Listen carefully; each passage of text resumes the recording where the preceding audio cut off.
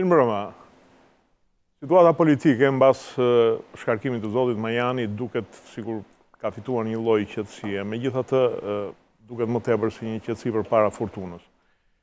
Nuk është zgjidhur akoma ende se cilat do të jenë koalicionet e ardhshme, nuk dihet se sa do zgjas kjo paqe dhe nuk dihet akoma më shumë se çfarë do ndodh mbas 18 qershorit. Por ka edhe një problem. Partia Socialiste është në një dilemë se me këtë do bëj koalicione. Me sa duket koalicioni me Ilir Metën nuk funksionon. Zoti Rama është duke i hedhur sinjale partisë Shpëtimit Drizit, PD-jus, gjithashtu edhe të Bamir Topit, ndërkohë që duket se ka harruar aleatët e vjetër, janë ata me të cilët krenohej, treni me 40 parti, të cilët i dhanë pak a shumë fitore në 2013. Do të diskutojmë për gjitha këto me një panel politikanësh dhe analistësh. Filloj me zotin Skënder Gjinushi, kryetari i Partisë Social-Demokrate. Mirë se erdhe, zoti Gjinushi.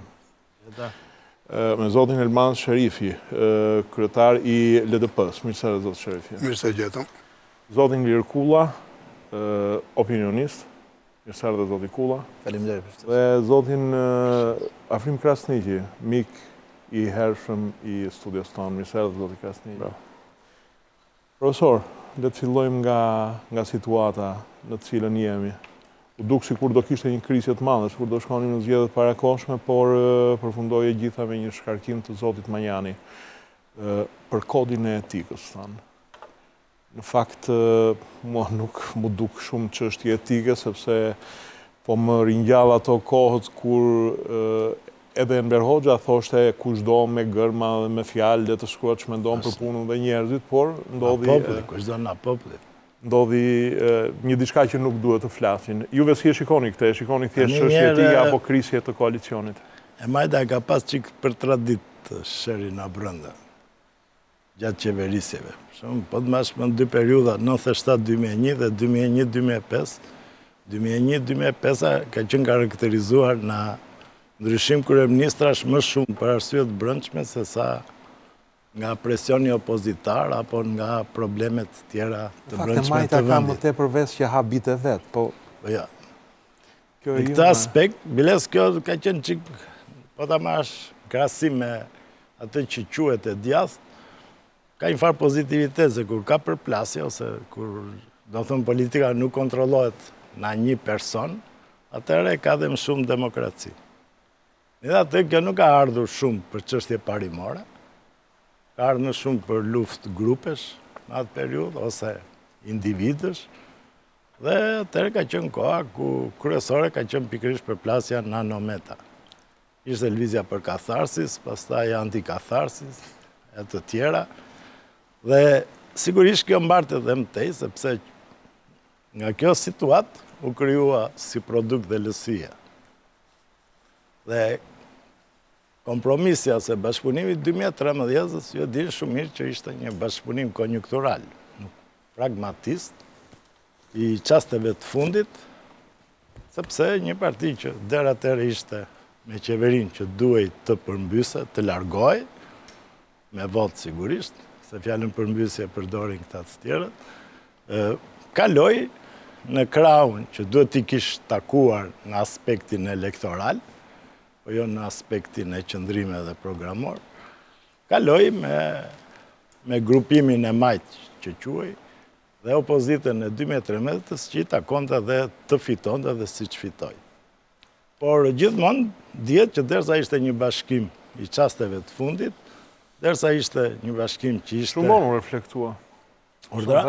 Shumë vonë u reflektua si përplasje. Ai ka qenë gjithmonë. Por jo ka qapur. Unë ndonjëherë me të qeshur them kështu kur thonë a do ndahen ose do çahen, them a janë ngjitur ndonjëherë. Dhe ngjitja nuk ka qenë asnjëherë solide. Dhe nuk ka qenë asnjëherë e sinqert për së vërtetës. Dhe sepse duhet kuptosh që përplasjet ndodhin kur preken interesat mëdha. Pra duhet jetë një moment. Momentet për çështje parimore, domethënë. S'ka qenë për çështje parimore. Dhe ka dhe një parim brenda, ka një qëndrim të ndryshëm për reformën drejtësi. ose shojnë interesat të ndryshme për reformë drejtësi. Është e vetmja ndarje kështu, sepse tjera gjëra të programit, pastaj sociale, ekonomike, tjera ka shumë pak diferenca. Kurse në këtë pikë, dhe kjo përplasje e parë ishte që në gusht, korik gusht, kur ishte momenti i votimit të reformës në drejtësi. Tani po të shosh, dhe kjo s'qe rasti është faza kur fillon zbatimi i reformës në drejtësi. Ja marrë Ferra uratën, çfarë mund të bëhet? Jo, se ka marrë, tani fillon Ferra, inshallah merr uratën. Zoti Sherifi, juve jeni një nga të larguarit nga Partia Socialiste dhe e dini pak a shumë se si funksionon ajo brenda saj. Si e shikoni këtë përplasje të madhe të tyre? Arsye parimore apo arsye të cilat kanë të bëjnë më tepër me raportet brenda koalicionit, sa pjesë nga torta merr Meta dhe sa merr Rama? Mirë e thatë, jam larguar në e partisë, se pikërisht kur humbi Durimi, u kalua çdo kufi, me gjithë kontributin tim për të qenë një parti moderne, e cila për hir të së vërtetës pati një proces të demokratizimit të brendshëm të saj, dhe portat e mendimit lirë u mbyllën dhe kjo që arsyeja që unë u largova. Për qeverisjen, unë kam një tjetër koncept.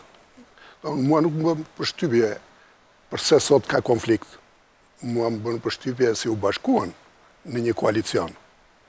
Një koalicion do të ishte normal në vitin 2009, kur partia Lëvizja Socialiste për Integrim u largua, Ilir Meta u largua, krijoi një parti dhe ishte kritike ndaj qeverisjes së PS-s. Ndërsa në 2013 mos më është dukur krejt normale. Madje mungon ajo që është esenciale në politik, morali politik, sepse gjitha lëvizjet e opozitës atërshme kundër qeverisjes Berisha ishin drejtuar kundër LSI-s. Kështu që është produkti asaj që u mboll që në një prill. Nuk ka një moral brenda kësaj gjithë kësaj, thoni ju. Por mendoj që morali tashmë, ky moral politik mungonte, tani është bërë i dukshëm, po shfaqet në qeverisje. Konflikti është i hapur dhe thuhet që s'kemi konflikt. Problemet janë shumë të mpreta dhe thuhet që koalicioni ecën shumë mirë. Mendoj që ky është një problem i madh i moralit politik në Shqipëri dhe këtu duhet kërkojmë dhe shkaqet e tërë kësaj prapambetje të mendësisë konstitucionale, institucionale dhe të mënyrës si krijohen koalicionet politike. Për shembull, sot ka ikë në koalicioni i fillimit Partia e Drejtave të Njeriut, që ishte në një blok me të, dhe ka ardhur kush? Një parti e cila ishte në një blok tjetër, që quhet e djathtë. Trafiku i deputetëve njifes që në kohën e revolucionit francez. Kjo do të thotë. Një treta e deputetëve që e filluan me Karamanjol përfunduan në Bourbon. Kjo do të thotë që teza që mbron Lidhja për Drejtësi e Progres se sot në botën postmoderne koncepti midmajta dhe djatha duhet rishikuar, është real, sepse sot nuk mund të gjykohet më mendësitë e vjetra politike. Ju sheni për midmajtën edhe djatha? Duhet parë të realitetet e reja historike dhe politike. Duket se populizmi po fiton terren. Sot jemi në një moment kur duhet të ndërtohen koalicione që bazohen mbi vlera morale, qytetare dhe profesioniste të atyre që janë pjesë e strukturave politike, jo të bashkimeve të ashtu quajtura ideologjike. Sot duhet krijuar shteti i së drejtës. Është i gabuar, po mua më duket sikur me ardhen e Trumpit në Amerikë janë rizgjuar ideologjitë. Unë mendoj që ardhja e Trumpit vërtetoi një tezë të madhe, që vendi më demokratik në botë kishte ikë në boshti i vetë demokratik dhe dinastit ishin ato që qeveristin. Dinasti para bërë të dyshë një patëm, edhe Clintonit, s'patëm një Clinton. Edhe Bush, dinastia Bush ishte 2 dekada qeveriste dhe në fund u bashkuan të dyja kundër Trump. Kjo tregoi se reagimi qytetar që i fort, jo për Bushin, dhe ai s'është modeli tim politik, por për mënyrën si qeverisjet. Zoti Kulla, vetingu ishte, thua, gjithë sherri i Manjanit me Ramën? S'është vetingu. Më thënë, s'pari njerë ka një histori personale mes Manjanit dhe Ramës, ju dhe unë e di mirë, po e di mirë edhe Gjinush, e di mirë edhe Elmazi, që ata dikur kanë qenë miq, madje miq shumë të ngushtë edhe bashkëpunëtor, pastaj u bën armiq personal dhe politik. Manjani ndoqi pas një karrierë gjatë në Partinë Socialiste, ndoqi një karrierë në Lëvizjen Socialiste për Integrim, do bë dhe numri 2 i partisë.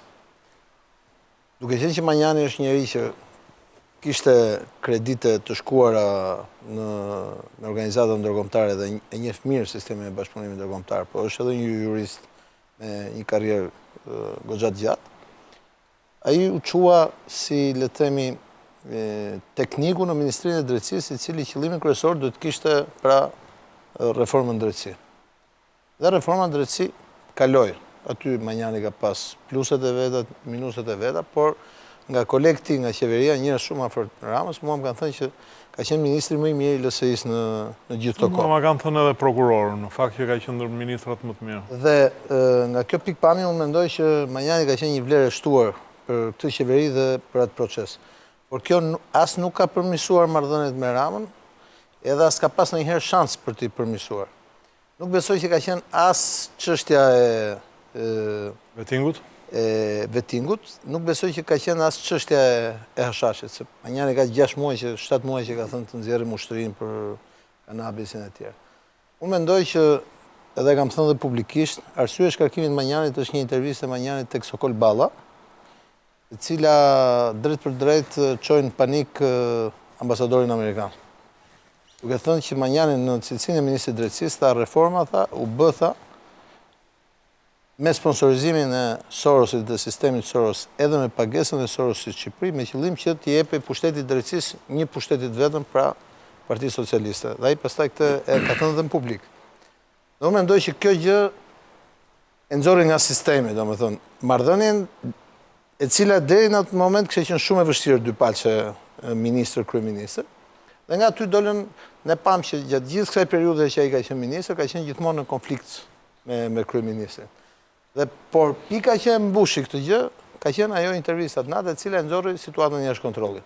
Kjo situatë koincidoi edhe me vizitën e Metës në Amerikë, kur ai u kthye nga Amerika, kërkoi mbledhjen e Këshillit të Sigurisë Kombëtare, pasi u gjet para faktit që nga ambasada e Tiranës kishte shkuar një kablogram që i faturoi çështja Balili. Dhe ai bëri atë që bëri, tha, hajde ta mbledhim tash ta gjejmë se i kujt është Balili, domethënë. Ne e dimë. Po sigurisht u harua Balili, është haruar. Këshill do gjendet atë. Këshilli është, ju keni qenë kryetar e parlamentit, Këshilli Sigurisë Këshilli është institucioni i vetëm ku mund të mbledh gjithë institucionet dhe të flasin të hapin dokumentat. Çfarë dokumenta? Po dokumenta sa herë kanë përgjigju, ku ka qenë çashtu. Tani fal. Ti e di shumë mirë, siç e di dhe unë, që aty brenda mund të thuash gjitha çka ke dhe ngelen aty. Ngelen aty të regjistruara. Këtë pse se i kujt ka qenë në arkiv. Përteksa kujt ka qenë dieta. Përteksa që mos ikim nga tema. Jo mirë po. Okej. Mendoj që zotin Rama e kanë lënë nervat në momentin e fundit me zotin Manjani, pasi kjo histori e çoi gati në panik ambasadorin Lu, sepse në kanë një gjë për cilën të dy ambasadorët, edhe zonja Vlautin, edhe zoti Lu, mburren në aktivitetin e tyre, ka qenë pikërisht reforma e drejtësisë, dhe u gjendën përballë faktit që ministri i drejtësisë çoi një akuzë të drejtë për drejtë që s'duhet ta bëj kurrë. Kjo është një histori tjetër. Unë nuk po them, unë kam thënë publik që unë mendoj që kryeministri ka të drejtën të zgjedhë njerëzit me cilët do punoj ose mos punoj. Qofse kryeministri mendonte që marrëdhënia me zotin Manjani do të ishte problematike që në fillim, ai e njihte mirë Manjani, nuk e se nuk e ka njohur, të mos e pranonte në fillim. Po pastaj të thuash ti që unë e hoqja, sepse është kodi etikës që nuk lejon, sepse duhet marrë leje, sa herë dali para intervistës, kjo pastaj banalizon, sepse ju keni qenë zonës kryeministër, keni qenë kalohet më shumë se etike, kupton?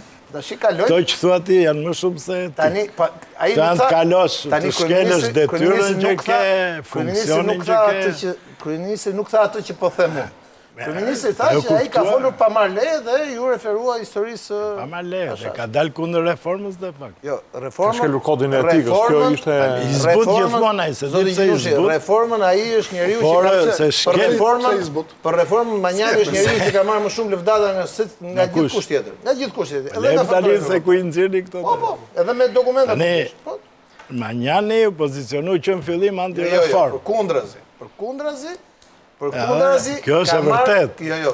Ky është manipulim që përkon ti. Jo, ta them unë me fakte. Po ta them edhe me dokumenta ndërkombëtar, është një që është vlerësuar më shumë për atë nga. Po vlerësoi dhe konsensusi që s'mbajti as 24 orë.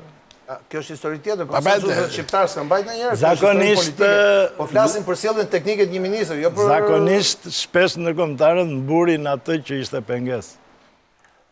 Zoti Krasniqi, ju e besonin në këtë komplotin e Sorosit, komplotin ndërkombëtar të Sorosit, këtë po e si pyetje më tepër kurioziteti, por ajo që doja të dija pastaj më profesionalisht ishte që vërtet ky vettingu do reformoj Shqipërinë, do ta bëj si Rumania, si Kroacia. Pari, në lidhje me debatin konkret, unë mendoj që nuk ka qenë lëvizje rastishme dhe nuk lidhet me kod etike. Lidhet me një lloj testi që aleati bëri ndaj partisë kryesore, për të parë deri ku shkon konflikti dhe për kod etike duhej përmbysur me koke, me... Nuk kanë lidhje. Pastaj ju dini, ju keni qenë vend qeveri dhe praktikisht ka një ligj funksionimi Shqipt ministrave. Sipas antarët e qeverisë, si rregull nuk atakojnë vendimet e qeverisë në mënyrë publike, sidomos kur votojnë dhe merren me votim. Kështu që nuk lidhen me çështje as me Soros, as çfarë më tha dhe as me inate personale. Unë mendoj që ishte një viktim politike përsosur, e zgjedhur, me qëllim për të kryer të funksion, siç edhe tregoi koha. Sepse ne gjithë kemi pranuar që kur është bërë Komisioni i Reformës Drejtësi, Ministria e Drejtësisë ka dalë jashtë funksionit në sistemin e reformës. Unë kam qenë pjesë vetë disa tryezave dhe na shton në mënyrë publike, madje ministri i parë për këtë dorëheqje. Dhe madje motivacioni që u vendos ministri i zoti Vasili këtu tha, për i dhënë një impakt ri në kuadrën e reformës. Kështu që gjithë kjo ishte një lloj manovre politike dhe që është normale për mua. Ajo çfarë nuk është normale është se ne trajtojmë çfarë i tha Meta Ramës, e ylli Metës Ramës, për mua është duke u përpjekur që të gjejmë çfarë vjen pas fjalës. Merakullim është tjetër. Këta janë njerëz që na udhëheqin Shqipërinë. Këta janë njerëz që lëvizin me para tona, këta janë njerëz që marrin vendime për fëmijët tanë. Dhe këta njerëz kur ka akuza të tilla midis tyre, këta duhet të përfundojnë të trembë prokurori dhe të verifikohen nëse ato akuza qëndrojnë apo jo. Ky është problemi madhor. Ne themi mbaroi tani ky iku, hajt shohim çfarë do bëj, pse ai koka dha më shumë, pse ky tjetër dha më shumë. Ka bërë akuza dhe duhet të ketë një vendim prokurorisë, nëse këto akuza qëndrojnë apo jo. Dhe aty kanë qenë akuza shumë të rënda, deri në thyrje kushtetuese. Dhe unë i besoj individit gjersa nuk kam një variant tjetër, ose gjersa nuk kemi një organ tjetër i cili verifikonte gjë. Dhe ky është problemi kryesor. Me sa lidhet me vettingun është e pashmangshme. Ai çfarë arritën politikanët, arritën tashmë, nuk do ketë asnjë lloj masë ndaj politikanëve deri në zgjedhje. Fakti që prokurori i përgjithshëm u paketua domethënë. Prokurori i përgjithshëm keni parasysh nuk ka zëvendës prokuror dhe nuk shkarkohet në kushtet e Shqipërisë. Edhe procedura për zgjedhjen e triu sikur sot jap dorëheqjen ne nuk mund ta zgjedhim dot, sepse nuk janë zgjedhë strukturat që propozojnë prokurorin e përgjithshëm. Por kemi një prokuror të përgjithshëm i cili është jo funksional sepse nuk ka të drejtë të bëjë asnjë veprim përveç se të emërojë ata që i vinë nga magjistratura. Me intervistën e tij ai është tërësisht funksional në linjën që ai ka zgjedhur të luajë. Ai ka luajtur politikisht në intervistë. Politikisht çfarë do të thotë që parlamenti i ri do reflektojë këtë elitë politike. Dhe ajo çfarë ne presim nga reforma do jetë fundi i këtij viti. Don kur krijohet mazhorancë e re, qeveria e re, struktura e re dhe fillojnë të krijohen organet e para të funksionale të vettingut. I doli fjala Berishës, edhe Berisha kështu tha, mandatin tjetër do e ka thënë para një viti, tha mandatin tjetër do funksionojë sa drejtësia. Deklaratat e Berishës i ngatroni. Berisha nuk bëri parashikim. Tha çka kishte vënë qëllim vetes. Berisha ka luajtur me gjithë komponentët e tjerë anti-reform, si ta bëj që reforma o mos bëhet o të dalë mandatin tjetër. Profesore, bëm gogol Berishën. Berisha ka vetëm një çet deputetësh, 30 veta ka. Si. 30 veta ka. 30 deputetë. Më ka 3 çerekun e shtetit një. Sa për dijen. Profesor, mazhoranca dominon kuvendin 2. Si ju keni qenë. Tani vjen keq. Jo, dakor, jam dakord. Po ide mazhoranca. Ka votat e Berisha i tha atyre bëni nuk e kish për teknik magjistrat me tani do bëjmë stratën si. Reforma duhet të kalonte me konsens. Jo, stratë po bën politika, ne po përpiqemi të kuptojmë me stratën. Jo, dhe duheshin 2/3. Ligji kaloi me Po duheshin 2/3. 140 deputet. Po kur kaloi pra pas 2 vjetësh? Kaloi. Gjithë zvarritja erdhi në bllokimet e qëllimshëm. Megjithatë varianti i parë sepse ne marrë me reforma tani ka mundsi. Variantin e parë profesor e pohojnë të gjithë që i jepte plot fuqishmëri të pakontrolluar zotit Rama. Asnjë rast. Asnjë rast.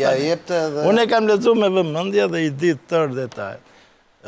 Absolutisht në asnjë moment shumica socialiste nuk ka pas kontroll mbi reformën. Dhe s'ka si të ketë. Qeverisë, jo socialiste. socialiste një. Tani, Po mirë, do themi që do japim gramozë. se themi Rama. Pra. Sepse që në fillim është pranu 35. Dhe që në momentin që futet 35-ën e ka pësaj vetëm e LSI-n. Po jo vetëm. Po nuk e bën dot. Kështu që dhe Berisha vetë ka deklaruar shpëtuam reformën, thotë se është kontradiktor. Nga duart e Ramës, ne me LSI-n. Po e shpëtojmë LSI-n, pësëja pa LSI-n s'ka pas kur mundësin. Një, dyta, duhet kuptuar që reforma që bën Rrugës nuk e kanë të pamundur të japin shumicën, një shumice momentale. Sepse në këto reforma, gjykata kushtetuese vazhdon prap. Gjykata e lartë vazhdon prap. Nuk preken. Vetëm preken të rinjt zgjidhen ndryshe. Pra ty ndryshon, kur ndrohen 3 të gjykatës lartë, në 3 vjet, fillon vepron ligji i ri. 5 vjet është mandati, 5 vjet është gjithë procesi. Aty janë 9. Pra, kjo mazhorancë as e merr te kur, as të lartën as kushtetuese. Këshilli i lartë gjyqësor, Këshilli i lartë i prokurorisë, zgjidhen 6+5, 6 i ka gjyqësori vetë, 5 i zgjedh kuvendi. Dhe këto pastaj emrohen, ja ku doli institucioni i parë, Këshilli i Mirë në Drejtësi. Kush ka kontrollin? Absolutisht, e zgjedh vetëm gjyqësori vetë me short. Pra, problemi kësaj reforme, po të ishë nga brënda, se reforma ka 2 aspekte. Ka pjesën qa do ndodh nesër, pra si reformohet sistemi, dhe këtu janë budalliqe ato që thonë jo. Sorosi t'jep të pushteti njëri tjetri. Të bësh një reformë në drejtësi, nuk ka mundësi se si e pushteti një. Dhe Shqipëria nuk ishte në kushtet si do kontrollosh gjyqësorin, si jemi në 92. Ishte në kushtet a do çlirohet gjyqësori. Dhe jemi në kushtet... Çlirohet nga kush? Nga kjo gjendje ku është. Sepse është kontrolluar ndër këto 8 vjetë, 16 vjetë e tjera dhe tjetë ditë. Të tërë kanë pranuar falimentin. Tani themi ai si do e pastroj. Zoti Gjenushi, ja vetëm këtë do shtoj.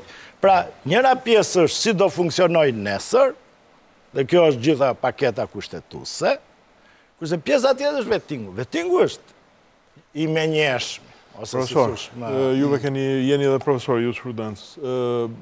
është vërtet ky ngërç që ka reforma? Dhe me thënë, mundet majoranca ta kontrolloj gjyqësorin?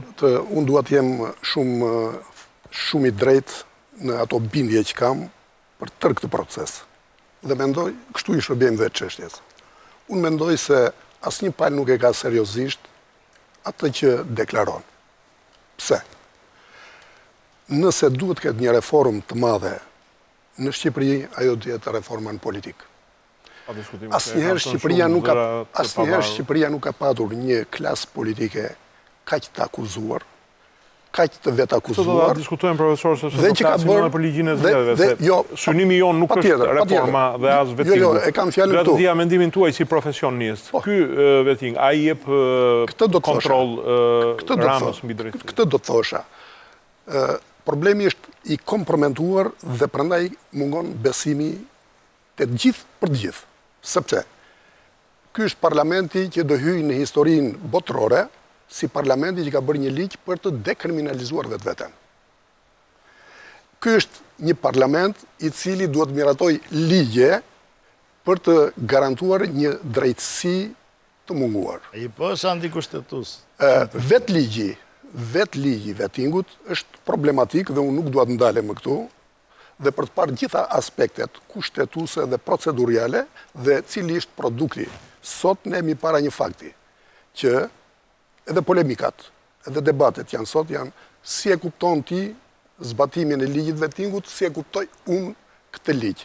Do të thotë edhe aspektet proceduriale kanë ardhur si rezultati një pune kaq të ngutshme dhe jo profesionale, për mendimin tim si jurist edhe si pedagog i filozofisë së drejtës, i jurisprudencës. Nuk ka modelet të tilla që funksionojnë në botë. Unë mirëpres çdo mbështetje ndërkombëtarëve. Madje unë vëm shumë mirë për vetingun. Sepse ky proces nuk mund kryhet nga kjo klasë politike se nuk ka vullnetin për ta quar deri në fund këtë Megjithatë, unë jam proces. shumë skeptik që një spanjolli do ditë ja gjej plagët Jo, ajo s'do të gjej. 99 çave të Ballkanit. Sot unë kam hedhë një status që kujtoj 104 vjetorin e mbritjes së Komisionit Ndërkombëtar të Kontrollit në 1913 në Shqipëri. Po ta shikosh në këtë plan krahasimor të duket sikur jemi 100 vjet mbrapa. Edhe sa më tepër. Por, ky proces, tashmë për mendimin tim, është fut në një rrugë dhe nuk ka kthim prapa. Kulla, thuhet Me gjithë vështirësitë do të jenë, ky proces do vetë dhe unë e mbështes. Thuhet që Rumaninë edhe Kroacinë, ky vetting i ka bllokuar tërësisht. Zyrtarët kanë frikë të firmosin shkresa. Pavarësisht kësaj aureolës që është krijuar, sikur ka spastruar politikën. Ne flasim për dy gjëra komplet ndryshme. Tek ne ky ligj, dhe unë këtu pajtohem edhe me Elmazin, po edhe me profesor Gjinushin, është i cunguar, sepse kjo reformë nuk duhet fillonte nga gjyqësori, duhet fillonte nga sistemi politik i vendit. Por u bë për gjyqësorin, dhe gjyqësori do të thotë që ta kuptojnë dhe njerëzit është për 800 veta. Kurse në Kroaci dhe në Rumani, reforma është bërë për gjithë sistemi politik, përfshi edhe gjyqësorin. Ta kuptojnë. Do më thënë është bërë një reformë komplekse. Së dyti, kështu është pa? Së dyti, problemi ynë ka qenë gjithmonë... Më falë, këtë reformën politike qa, është ndryshuar ligji zgjedhor, është bërë... Jo, aty s'kemi filluar fare ne. Ne s'kemi futur fare tjetër. Plot për Kroacinë atë, jo se kanë bërë, nuk kanë bërë ndryshime dramatike. Na këtu futen komplet duart. Në rastin e Rumanisë ne kemi disa kryeministra, disa ministra, kryetar bashkishe e tjerë, të cilët për shkak të vettingut që bëjnë ata si institucion, sepse unë pajtohem me zotin Gjinushi, ligji i dekriminalizimit është një ligj gati idiot nga mënyra se si është bërë.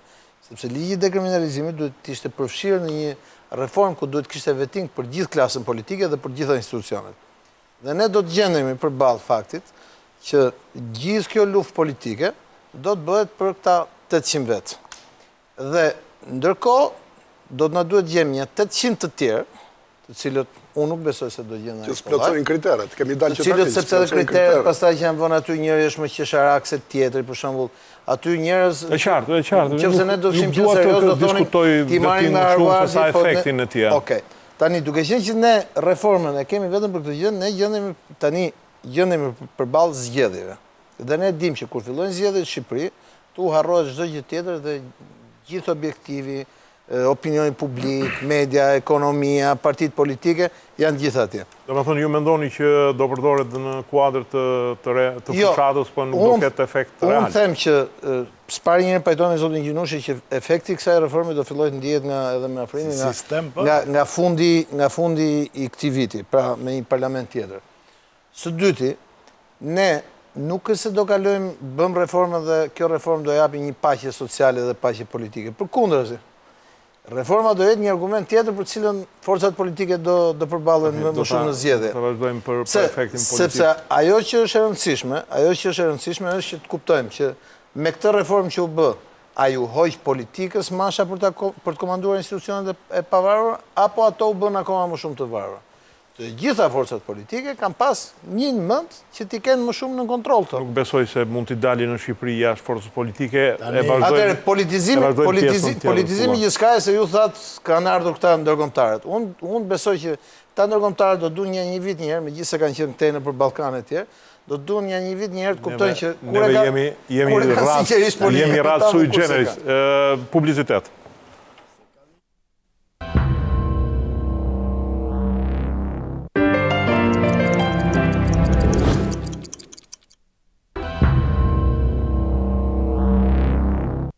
Kasni që dua të bëj një pyetje të fundit dhe ta mbyll me vettingu, sepse s'është ky qëllimi i emisionit. Më tepër kemi vettingu është pjesë e zhvillimit politik të Shqipërisë që më duket po jepet shumë valencë në këto momente për të mbyllur kontradiktat që ekzistojnë brenda koalicionit. Po ju e mendoni që do jetë një zgjidhje vettingu, sepse e përmenda që pari që në Kroaci dhe në Rumani është bllokuar shteti, se zyrtarët kanë frikë të hedhin firma për funksionimin e shtetit. Dhe këte në kam lexuar në gazetat të huaja. Po në fakt, unë nuk isha bllokimin e tyre negativ, është pozitiv, fakti që dolën gjysmë milioni njerëz në rrugë, do thotë që i besojnë drejtësisë. Dhe njëjta gjë do ndodhë në Shqipëri. Ne kemi rreth 1 vit që janë përgatitur të gjitha apo të gjitha skedarët për gjyqtarë, prokurorë dhe për politikanë. Dhe janë skedarë që njihen nga një numër njësor në Shqipëri. Nëse keni një parasysh një detaj në kushtetutën tonë, ne kemi thënë që misioni ndërkombëtar i kontrollit do ketë akses në gjitha burimet e informimit shtetëror të Shqipërisë. Do ne kemi lënë mundësi ekspertëve ndërkombëtar të kontrollojnë çdo dhënë që lidhet me individin dhe me këtë praktikisht ne kemi garancinë që ky projekt ndërkombëtar nuk mund të dështojë në Shqipëri. Dhe përvoja rumune ose përvoja, po themi maqedonse, kemi ngjitur se kemi 2 femra në 2 rastet. Po Sigur s'ka filluar në Maqedoni akoma. Është saktuar, po prokuroria atyre që ka filluar. Është saktuar, po ende s'kemi gjyqe. Po sa sepse presidenti shpalli dekret u bë krizë politike, po ka funksionuar dhe, po themi, vitin e fundit pati dhe efekte dhe atje. Por efekte shpalli. Atje s'është ngrit gjykata, është ngrit vetëm prokuroria. Ka bërë dosje penale dhe ka bërë kallëzime penale për një paktën rreth 150 raste. Dhe do thotë është funksionale, po për shkak krizës politike. S'është ngritur gjykata speciale. Një nga arsyet pse nuk bëhet qeveria e re është se duhen 84 vota që të zgjatet mandati prokurorisë speciale dhe të ngrihet gjykata. Prokuroria aktuale, siç e kemi ne, atje ka vepruar dhe ka përgatitur dosjet dhe ka bërë publike. Jo, ka një prokurori speciale afrim atje. Prokuroria speciale do majorancën e thjeshtë, do të pa kaluar në moment që të kaloj kriza politike, pale ka ra dakord me gjithë detajet dhe në zgjidh personi dhe ne dim pak a shumë edhe po themi se shpatje me lidhje shqiptare. Nuk ka afrim se me atë numër që është aty nuk ka asnjë parti, asnjë lloj formati, vetëm një koalicion i madh i gjithëve e kalon atë projekt që thotë. Ilir, në Maqedoni është ndryshe. Në Maqedoni për shkak të asaj që gjutën bombave, lajme u bllokua gjithçka për shkak krizës politike. Dhe në momentin që zgjidhet kriza politike, dhe është i vetmi rast ku njeriu fiton zgjedhje nuk e lën për të bërë kryeministër dhe për mosh lajm i mirë. Rasti jo, kjo është lajm i zi për demokracinë. Jo, po atëherë ku ti shkojmë zgjedhje? Për mua. Po ku ti shkojmë zgjedhje? Po kushtetuta është. Thuaj zonjës Blautin dhe mos kalojmë në Maqedoni. Të lejnë mandatet, vinë futen në parlament dhe qeverisë votin. Po njerëzit ku do shkojnë këtu? Dhe me këta të korruptuar që ne kemi këtu. Por kjo është histori tjetër, këta të korruptuarit, ta njerëzit votojnë apo? Jo, si votojnë. Po çfarë do të thonë këtu me ta njerëz? Kush e bëri sistemin afrit? Jo, e bëri Berisha me Ramën me komunitetin ndërkombëtar 2008. Ktheu mbrapa, shive. Edhe në SBA zgjedhet me vota popullore fitet dikush tjetër, presidenti zot dikush tjetër. Po zgjedhja kushtetuese. Kemi e vetmja shpresë që të ndryshohen gjërat në Shqipëri. Nuk është vullneti asnjëherë nga 3 palët politike. Asnjëra nga palët politike nuk e do reformën në Shqipëri. I vetmja shpresë është misioni ndërkombëtar. Nuk është qeshja kush është ambasadori i BE-s, kush është ambasadori i SBA-s. Është projekt ndërkombëtar për Shqipërinë dhe vetëm një mundësi. Projekt ndërkombëtar burrë. Ndryshon kushtetutën, shpallë Shqipërinë si Kosova ta administrojë një 12-24 vjet. Po jo më burrë se ç'të mund ta bësh kjo është tradhti kombëtare djegësh vendin apo. Ç'më do të muhabet. Bëj një forcë politike, largohet gjithë korruptorit dhe mbaroj. Në Rumani e bëri ai, zgjodhi presidentin nga minoranca gjermane. E doli para popullit, shkarkoi presidentin që kishte me votë, ku me votë? Ne s'kemi minorancë gjermane, vetëm po zgjodhi Xhulia nga minoranca greke. Fitoi me votë popullor. Se njerëz mirë janë vetëm ata që i kanë bërë kryetarët me listat e mbyllura mbas ndryshimit të kushtetutës 2008. Kjo është manipulimi turp. Jo, kjo Shqipëria është prishur në 2008 kur ndryshuan kushtetutën brenda natës. Dakor. Kur ndryshuan kushtetutën brenda natës. Po problemi është se nuk je parlamenti. Një sekondë, ke gjinushin për këtë se që ka dakord, megjithëse është penalizuar. Të lutem, se mbaroj. Po, të lutem, mbaroj. Problemi për mua është që politikanët përdorin këtë çështjen e suverenitetit sa që korruptohen dhe sa që duan majtjen në sistem. Dhe ky është për mua flasi politikanë korruptuar. Kjo është ajo që mendoj. Se kam me humor zotëri, kam me politikanë zyrtar. Unë se di më ajo, unë po ta them mendimin tim. Kjo, domethënë, nëse ne do ta shkrim shtetin shqiptar dhe do japim sovranitetin ca si puna unë të Kosovë. Ai funksion monitorimi që s'ka edhe midis të lutem, edhe unë personalisht mendimin personal. Kam pranuar. Midis SBA-s, Bashkimit Evropian dhe sa kriminalëve në parlament u jam gati t'ja kaloj vendimarrjen. Jo, unë nuk jam gati t'ja kaloj as Vlautinit, as Luzë, as kujt tjetër, pushtetin e ka populli shqiptar. Politikanët kanë ikur për lesh Shqipëri ditën që ja hoqën sovranitetin popullit. Jo, ditën që janë korruptuar, dhe mbyllin pazaret me njëri tjetër. Kur është e fundit që ne kemi zgjedhur presidentin nga populli? Populli s'ka. Kur është ne sot jemi një vend, presidentin sa zgjedhim nga populli, qeverinë sa zgjedhim nga populli, deputetët nuk i zgjedhim nga populli, partitë tona politike nuk janë demokratike. Po si zgjedh pra nga populli? Se bën listën ti kryetare dhe nuk është pushteti i popullit. Skema votim. Skema si votim. Më fal, profesor, nuk është problem. Juve jeni dakord me këtë sistem zgjedhor që u vendos në 2008-ën? Unë do i them gjëra si që janë. Nuk ka sistem që bësh ai shkak i shtrëmërimit demokracisë. Është fakt Po nuk është. Ky e ka koncentruar në Po duar. vjen keq, është tjetër si zbatojnë, se si punojnë partit, se si imponohen, Në vende të tjera ka se funksionuar. kush e ka pushtetin në parti, kryetari vetëm, kryesia, po këshilli, është tjetër gjë më. Juve dhe Gjergj Që tani- Vlaxhi jeni të vetmit që shoqë S'ka jeni të të vetëm kënaqur me nga vjen ky keq. sistem. Jo, të kënaqur, mos jam i kënaqur. Po tjetër ne kemi shumë në gjithë në ai sistem. Dhe kur është propozuar për të parë s'kam qenë dakord, por unë s'jam ignorant që të them e ka fajin sistemi. Po pa tjetër sistemi ka. Sistemi tani është Absolutisht, deformuar. se me këtë sistem punon 3 çereku botës. Sistemi politike ka thënë. Këto sisteme Këtë kërkojnë... sistem o punon. Profesor, sistemet, një minutë. Me këtë sistem, Sistemet bëhen për simbas nivelit të demokracisë dhe nivelit social të popullit. Sistemet gabuara nuk ka. Sistem antidemokratik nuk ka. I bie që edhe sistemi komunist është i gabuar. Modele mund të ketë. Sistem mund deformohet modeli që zbatohet.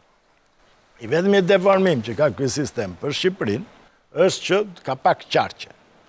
Një sistem proporcional, rajonal, me pak, Maqedonia më pak ka dhe i ka të barabarta, i ka bërë me Jo, nuk këtu barabarta. ankoheshin Maqedonësi, Ose i ka bërë me barabarta. 20 vende. I ka bërë me na 20 se i cili, 6-20, dhe ruhet proporcionaliteti.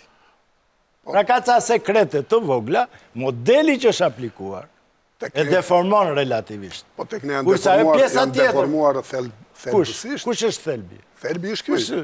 Më gjen një parti Unë jam politike ku dakord, njëri del unë jam kundër kryetarit dhe shtembël. kryetari se përzën nga partia. Më fal. Dhe ç'a ndodh kjo? Ta bëjmë këtë debat, Kjo do ishte mirë. Pra është një sistem që në kushtet e Shqipërisë, duke qenë me pak qarqe, duke qenë dhe pastaj që na qarqe lvizi na 3 në 30, pra atje është pragu 25%, këtu është 3%, këto janë deformime të këtij sistemi. Por nuk mund të thosh që ky shkaku edhe që votojnë të korruptuarit, edhe që manipulohet vota, apo deformohet vota, apo numërohen keq. Tani sistemi do Ka të shpejt me Ka sistem. me Në Shtetet e Bashkuara të Amerikës, Limi votës, në Shtetet e Bashkuara të Po, Amerikës një outsider i Partisë Republikane, hyri brenda Partisë Republikane, fitoi me vota dhe sot është presidenti i Amerikës. Po faqon analiz, se jemi duke folur Po për... pastaj. Ky është modeli, modeli është i mbyllur. Dhe fitoi për një defekti shumë të rëndë që ka sistemi amerikan, që me vot populli fiton tjetri. Edhe sistemi që ka të penalizuar. modelet kanë.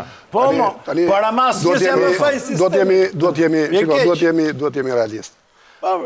Teorikisht mund i trajtojmë, por kërkon që të jemi korrekt, që këto sisteme Edhe të cilin popull e zbaton, që ky sistem kërkon një kulturë të lartë demokratike, kërkon institucione të qëndrueshme. Pse?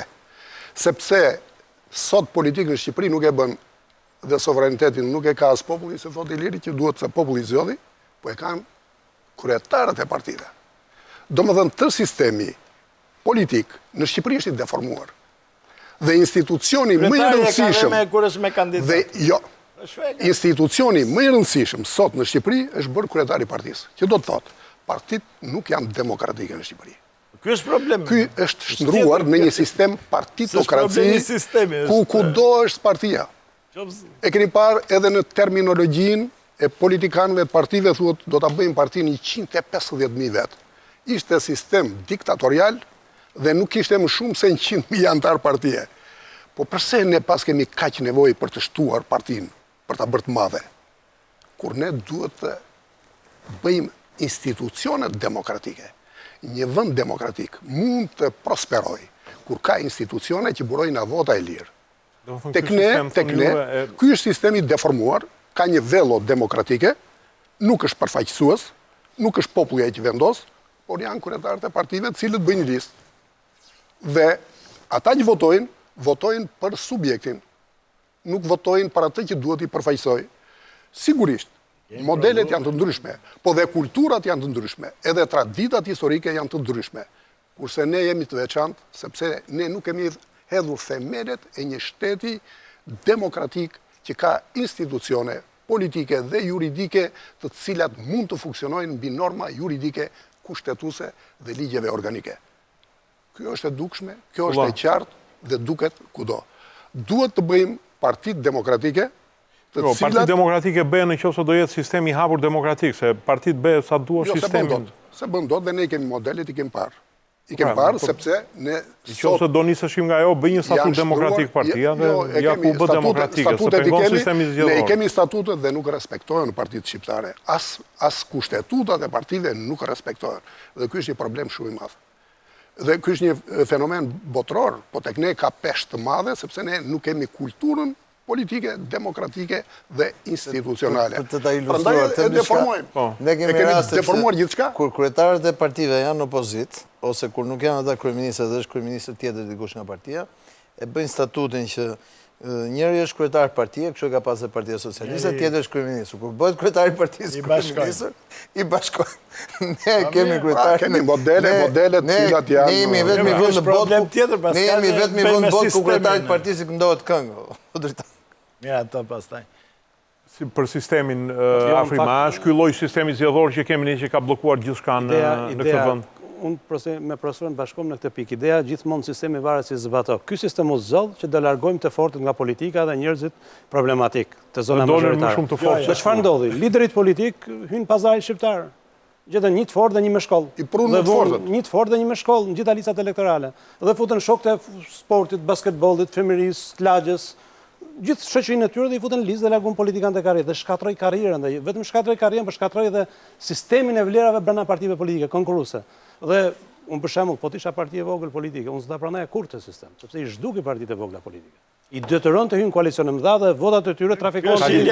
Ka në dashuri, ëh. Zoti Gjinushi ka një dashuri platonike për Me them për ishtë vërtet, se mund të ish majoritari që të flak më keq. Më fal, ju keni pa Jo, po ke majoritarin që të flak më keq. Po njëjta gjë është për ju. Majoritari, profesor. Po tani se profesor, do të jemi Italia, ka mundsi, po ka mundsi. Një shembull. Italia e pas luftës së dytë botërore. Jo, unë kam qenë kundër. Profesor Gjinushi, zoti Gjinushi. Do që thoni ju tani kam thënë kur është edhe tavolin ky sistem. Zoti Gjinushi, Italia e pas luftës së dytë botërore, që kishte pak a shumë të njëjtin psikologji si neve, siç jemi neve tash, zgjodhi një sistem proporcional. Po pra, të do të shpjegoj. Dhe kjo i dha mundësi që të zhvillojë si demokraci. Dhe juve si parti, kjo me sa di unë, herën e fundit keni marrë 30.000 vota, ju jete 4 deputet. Në qoftë se do kishe këtë. Po sa po do të thosh atë?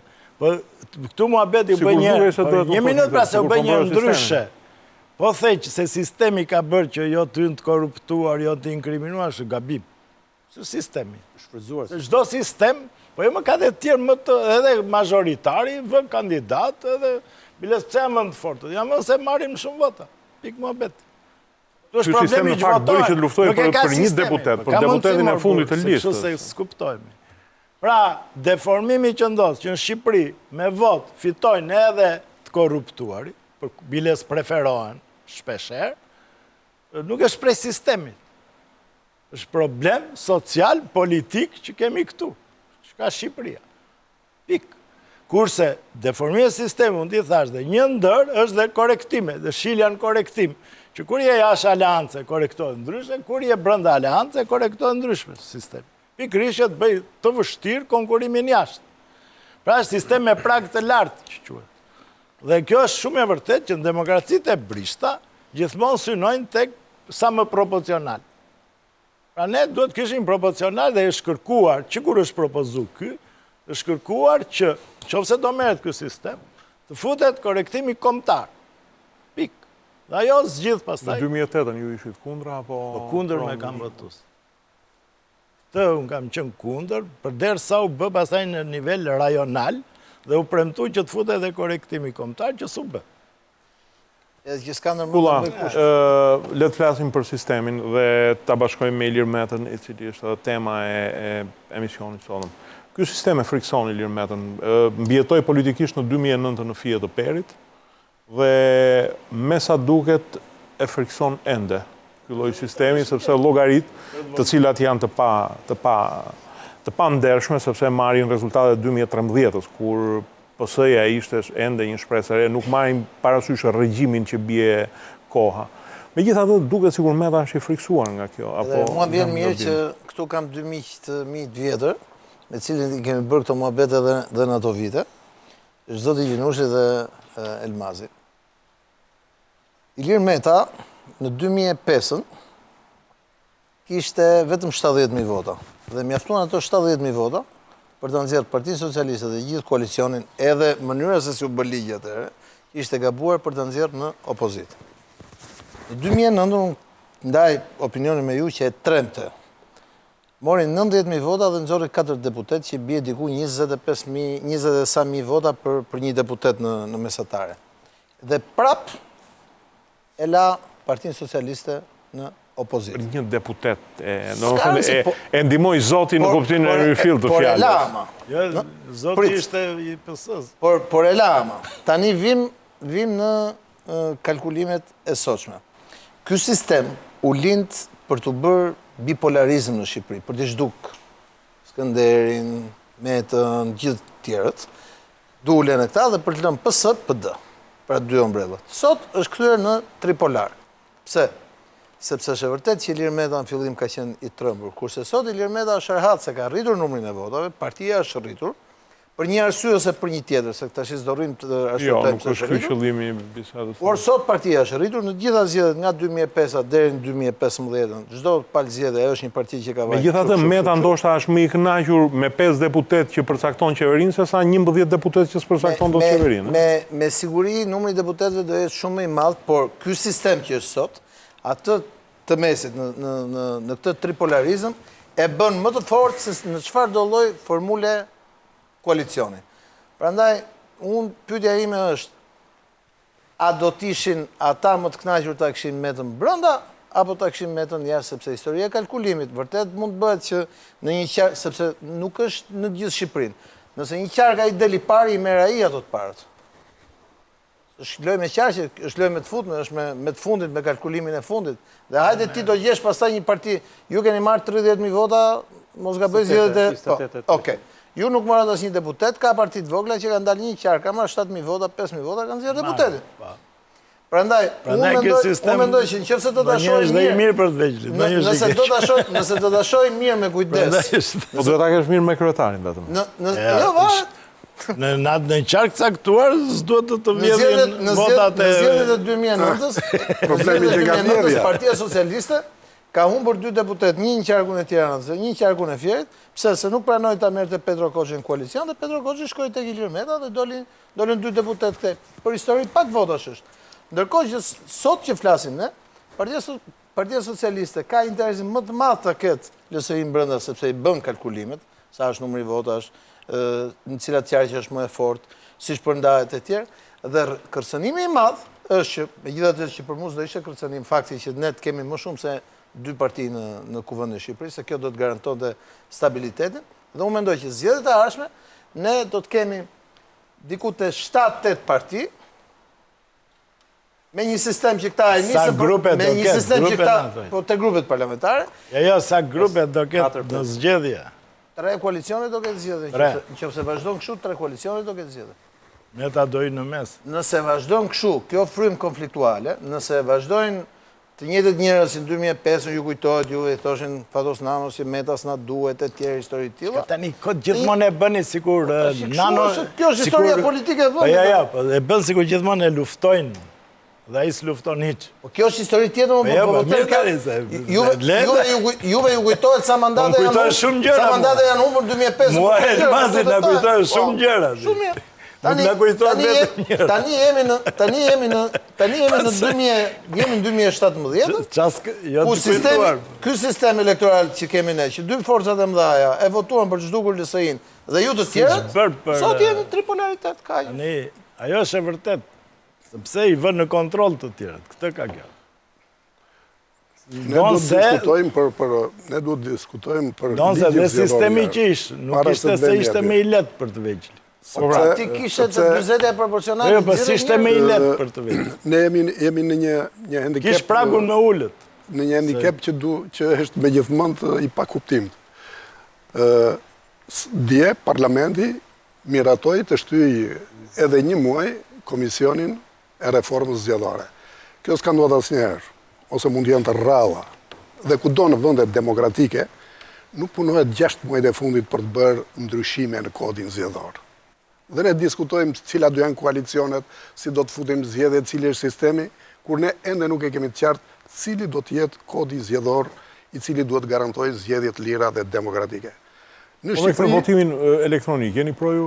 pikërisht, unë do të thosha, në qoftë se ka një institucion që mungon në Shqipëri, është institucioni i votës lirë. Këtë e dim gjithë. Problemi është si do të realizohet. Nuk mund të realizohet institucioni i votës lirë me komisione partijake. Pra, le të votojnë si të duan, ato do i numërojnë vetëm 2, 3 apo 4 parti. Dhe ne dim shumë mirë se çfarë ndodh. Nuk ka ndodhë dhe nuk mund të ndodhë në botë. Për shembull në botë, zgjedhjet i bëjnë ministrat e brendshmeve. Ne kemi ministrin e brendshmeve, kemi kryetar të partisë së Tiranës. Antar partije janë. Është kryetari i partisë Tiranës. Është kryetari i partisë Tiranës. Administratë të cila nuk lajthit. Një minutë. Ministri i Brendshme s'kan policinë ata. Një minutë. I kanë të gjitha. I kanë të Si neve, gjitha. sistemin I kanë tonë. që të gjitha. Pra, Pushteti lokal është që ministri. gjithë ditën bën fushat. Si do të futemi në zgjedhje, si do të Policia punojmë në shumë zgjedhje dhe si do të garantojmë votën e lirë. Pra, në Shqipëri është e nevojshme të garantohet njëherë vota e sovranit. Dhe vota e sovranit me instrumentet, komisionet që kemi deri sot nuk mund të garantohet, aq më tepër në këtë klimë mosbesimi dhe kaq konfliktuale siç është sot. Prandaj, në kushtet që jemi, unë e kam edhe në përvoja time, edhe në zgjedhjet kaluam që s'të japin votat. Së del vota, voton e s'del. Kemi deformuar sistemin që të votimi. Kujtoj thoni në proverbialet një politikanit e komunë e Parisit që tha të paktën votën time, mos ma kishin vjedhur se të grua se mora Prandaj vesh. duhet garantojmë votën e lirë të qytetarit. Ne- Si mund të bëhet? Ne votën e kemi vjedhur Si mund të bëhet? që kur pranuam këtë sistem, që ti nëse del Po, vetëm ja, dhe merr 20.000 vota. Po duhet ta pranojmë. E po tani Nuk çfarë duhet ta ta- pranojmë. është- Pikërisht ne duhet të insistojmë, të garantojmë institucionin e votës lirë. Ja ku e ke Me rastin komisionet konkret, 30.000 partijake, vota s'ka ajo votes. jo vetëm që nuk realizohet, po deformohet dhe vjen dhe deformimi i institucioneve politike të Ja shtetit. momenti që ke deformimin e votës me ligj. Votimi elektronik sigurisht është një lloj shpresë të paktën për që do kishim një rezultat të shpejtë. Pse e kundërshtuan kaq fort perëndimorët? E kundërshtoi mirë OSBE apo e kundërshtuan dhe More, edhe OSBE-ja u kujtua në fund. Jo, kam për një përshtypje diçka tillë. E para Komitetit Ndërkombëtar ndjenin tim unë bashkëpunoj me ta. Kështu që informacionet që unë kam ata janë irrituar me faktin që qeveria shqiptare tha që le të flasë ndërkombëtare, sepse nuk është punë e tyre dhe nuk donin ta marrin këtë përgjegjësi. Ata thonin pse pala shqiptare largohet përgjegjësisë, kur ata janë në test për standardin e zgjedhjeve, nuk jemi ne, nuk është OSBE-ja në test për zgjedhjet. Ata thonin nëse ju na kërkoni asistencë ose ekspert, ne jemi gashëm të cilën çfarë do lloj vendimi që ju të merrni. domethënë kemi një lloj manipulimi Po, është deklaratave manipulimi. nga qeveria. Praktikisht u bëhet, po themi, dhe opozita, Tani, kërkesa ajo opozitës shumë që e- maksimaliste dhe duke ditur që nuk realizohet. Edhe shumë e vakët, të tha përpara një viti e harroi tash kush mund të ishte zgjidhja ideale. Unë kam përsëritur dhe unë për vetë kam bindjen. Nëse duam të bëjmë rastin më mirë për të përdorur votimin elektronik, sistemin elektronik janë zgjedhjet lokale. Që edhe po dështuam, një kryetar bashkie bëjmë prapë zgjedhje. Po në zgjedhje parlamentare, me këtë lloj interesesh ekonomike që luan në Shqipëri, jo politike, ekonomike, të gati bandat të kapin shtetin, të kapin partitë, të kapin gjithçka përpara dhe ngel gjithçka peng. Kështu që duhet kesh garanci maksimaliste që nuk i ka Shqipëria.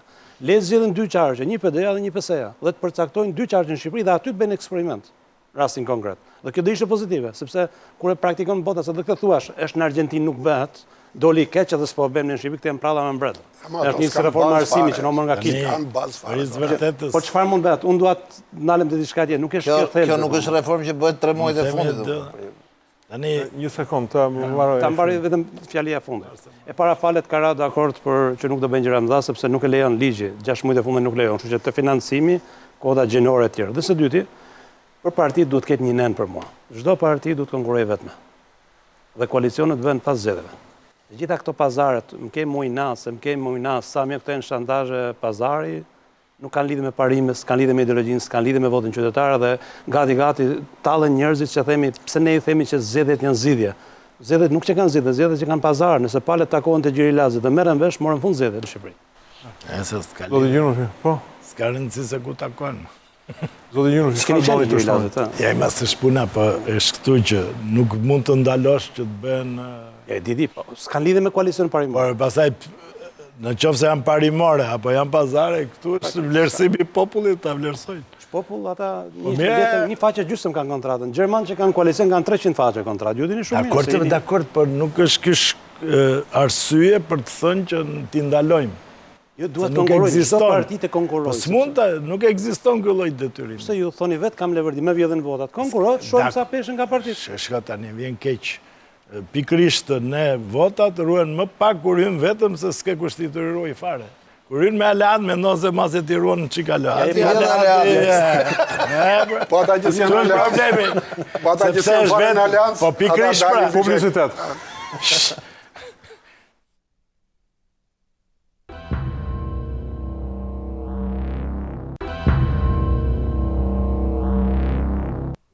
Zoti Gjinushi, keni qenë një parti e madhe, keni pasur diku të 100.000 vota, sot jeni të 30.000 vota. Duket sikur sistemet zgjedhore nuk kanë qenë fort miqësore me juve. Por, në marrëveshjen e fundit, e lëm atë që do juve, sistemet nuk janë miqësore.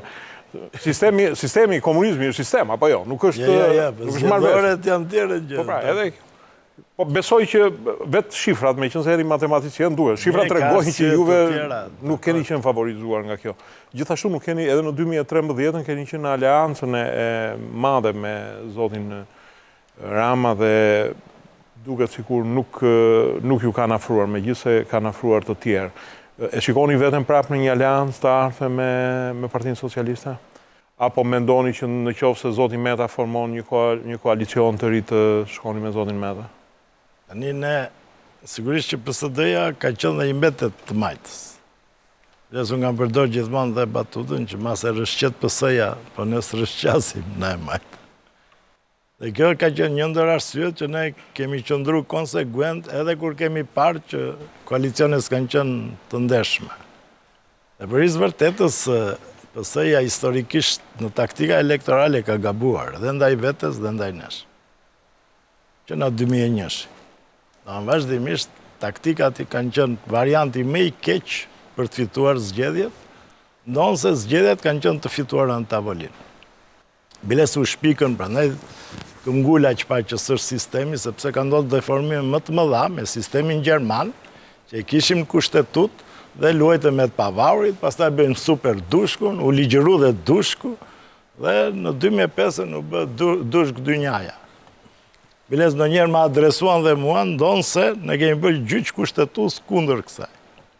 Dhe kemi insistu dhe me nanon që ta korrigjoj, dhe gjithë qëllimi ishte pikrish kjo, që të mëdhenjt të merrnin mandate në kuristë të vegjël. Ndonë se perceptimi është ndryshe, sikur të vegjëlit kanë jetuar në kuristë të mëdhenj. Dhe veçanërisht këtë ne pësoni më shumë duke qenë partia e tretë në atë periudhë.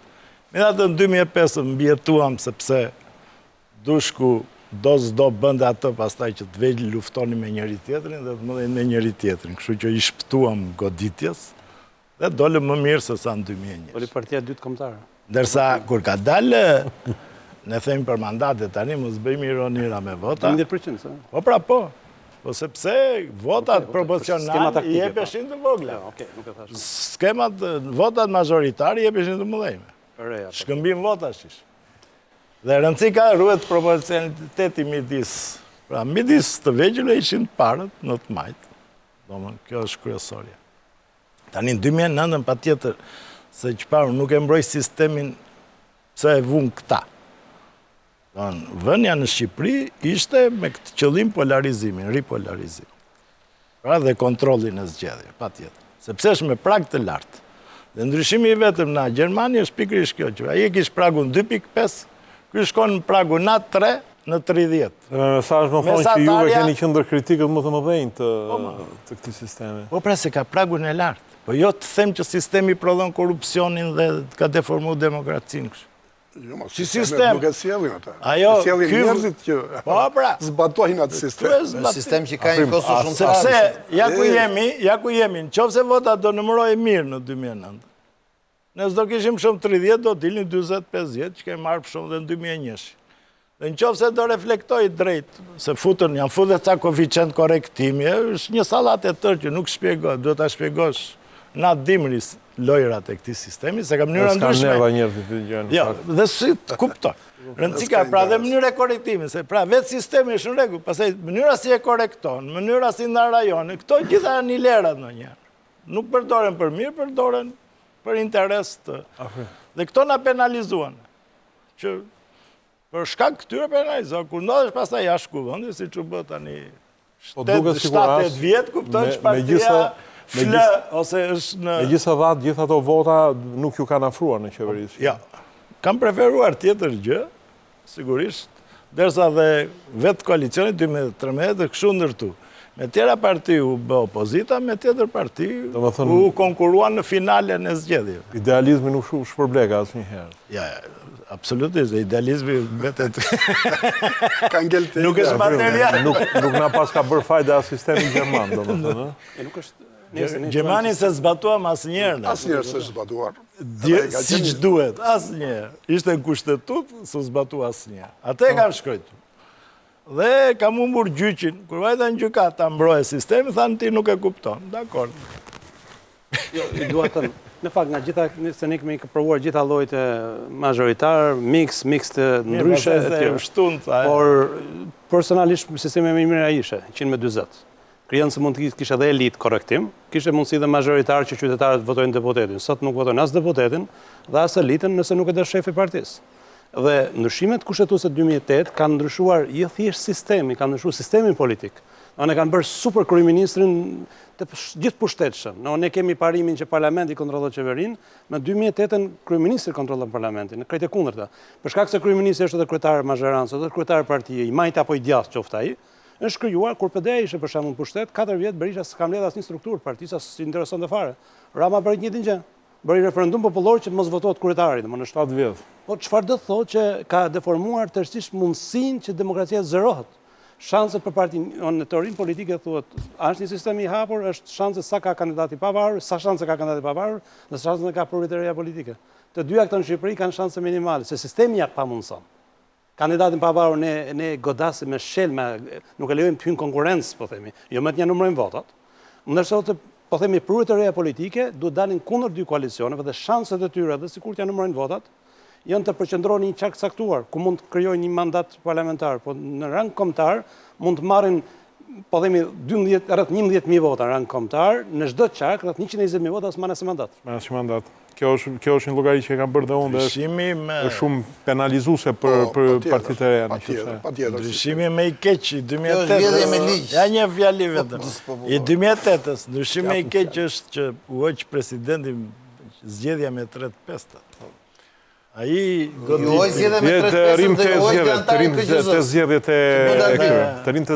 Ne kemi shumë rrisi në gjitha fushat.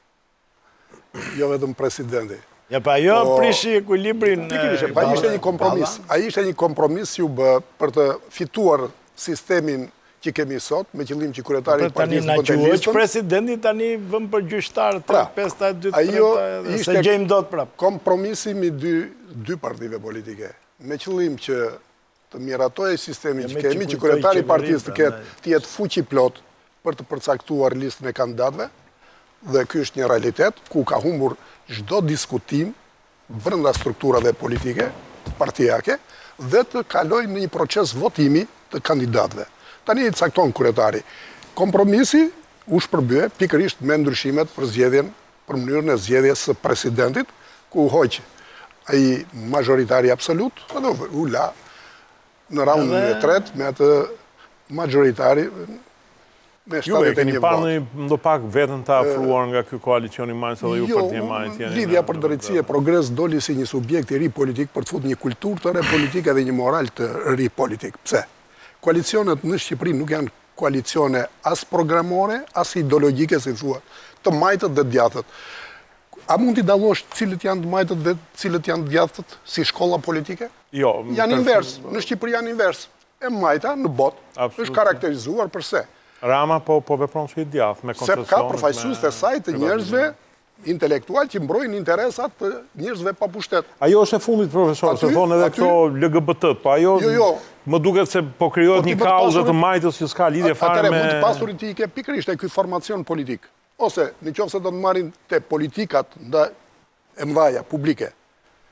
Ne kemi një të majtë e cila gjithçka jep, partneriteti, publik, privat, thot, dhe nuk vendos shtetin si një partner të rëndësishëm në treg, si një partner social, i cili duhet të konkuroj.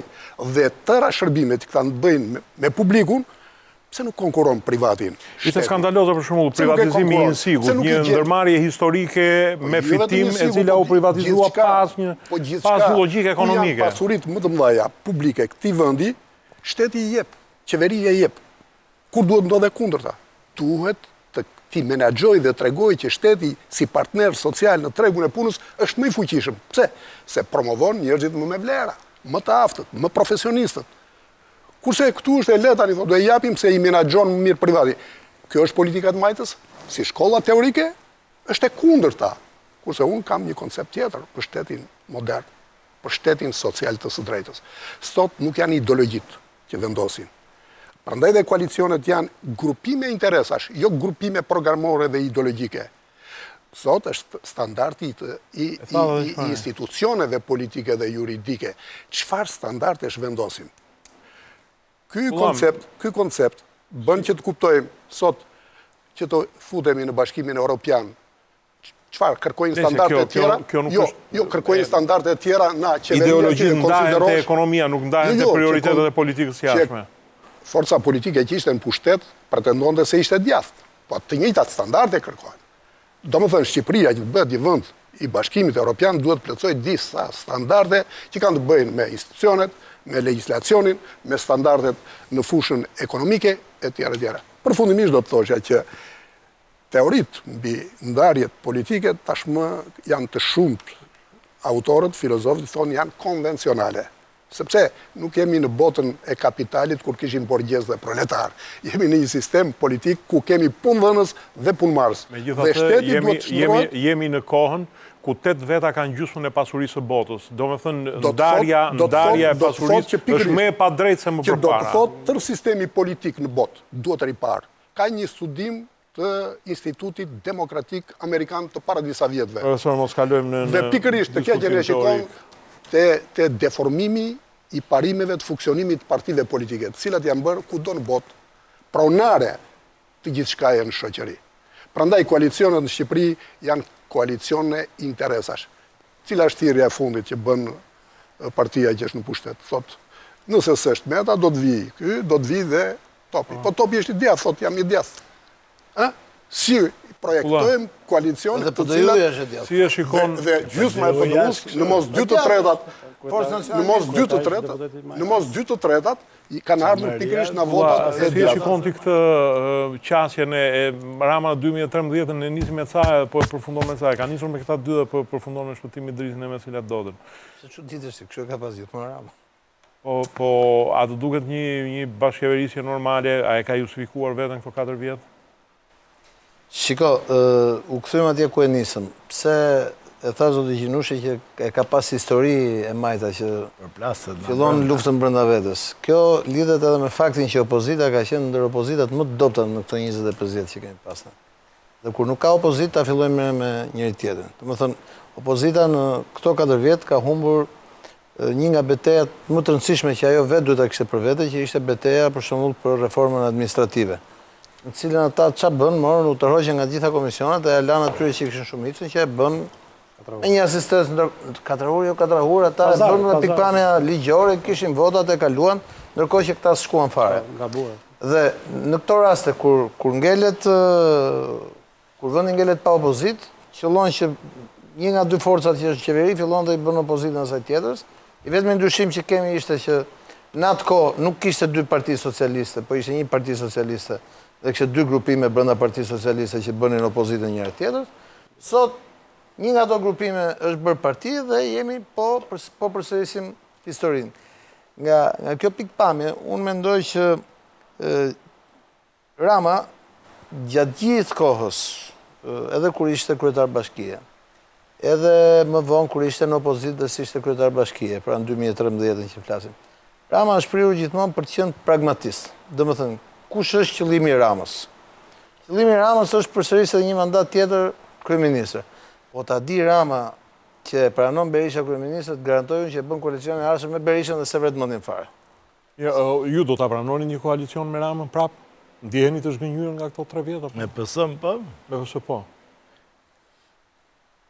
Jo, ndjenin time ka filluar, edhe Majta dhe Djata kam mbledhur për një grup partish aleat. Se Majta duhet të marrë edhe një mandat. Po themi, për një numër partish të cilat janë thirrur për të konfirmuar ose për të rritur pozitën ose në rast nevoje një koalicioni tretë politik çfarë ndodh. Kjo janë normale. Se për shembull presin këto zgjedhje mos ketë me 3 parti. Kam përshtypjen të shkojë puna me 5 grupe, po themi. 5 grupe që shiko, ka qenë një grupim i një 40 partive, ju zoti Gjinushi keni qenë pjesë të partive të vogla. Është në fushi, nuk është, e cila kërkonte, dhe kishin një shumë prej 350.000 votash, pra ishim një parti goxha e madhe në qoftë se do bashkoheshin bashkë. Kundërta, janë ushtarë të 10 luftrave të bashkuar pasi ka marrë lufta. Që nuk janë ushtarë që kanë luftuar njëtin front.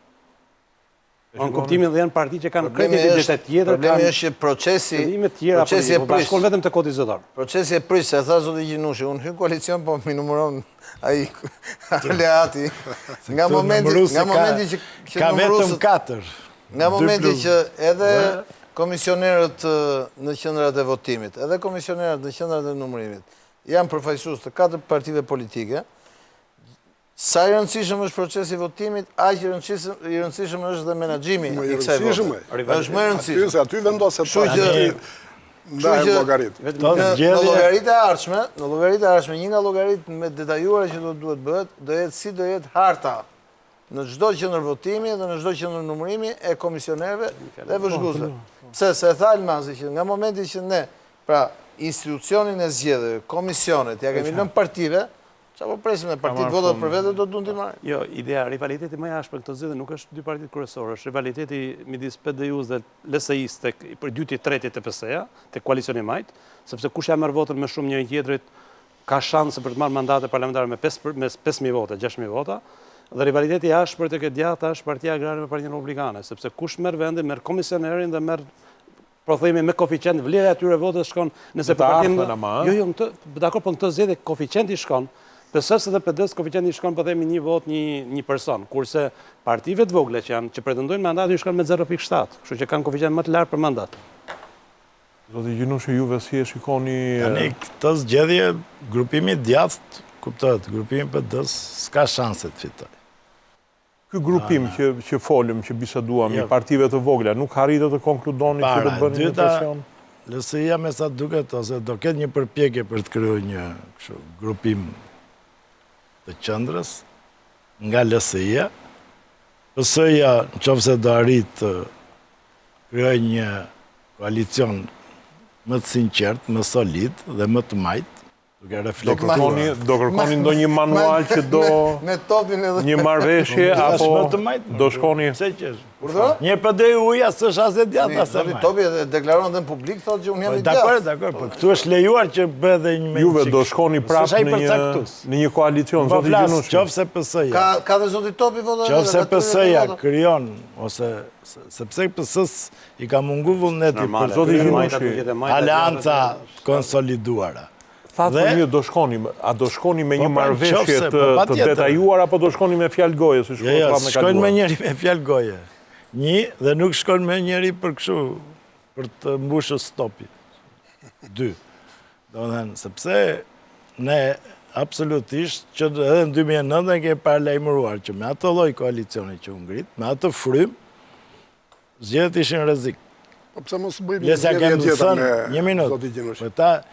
Dhe absolutisht është parashikuar që 70-a ishte kështu me pikë pyetje që në 2008. Me frymën me cilën PS-ja krijoi koalicionin e 2009-s.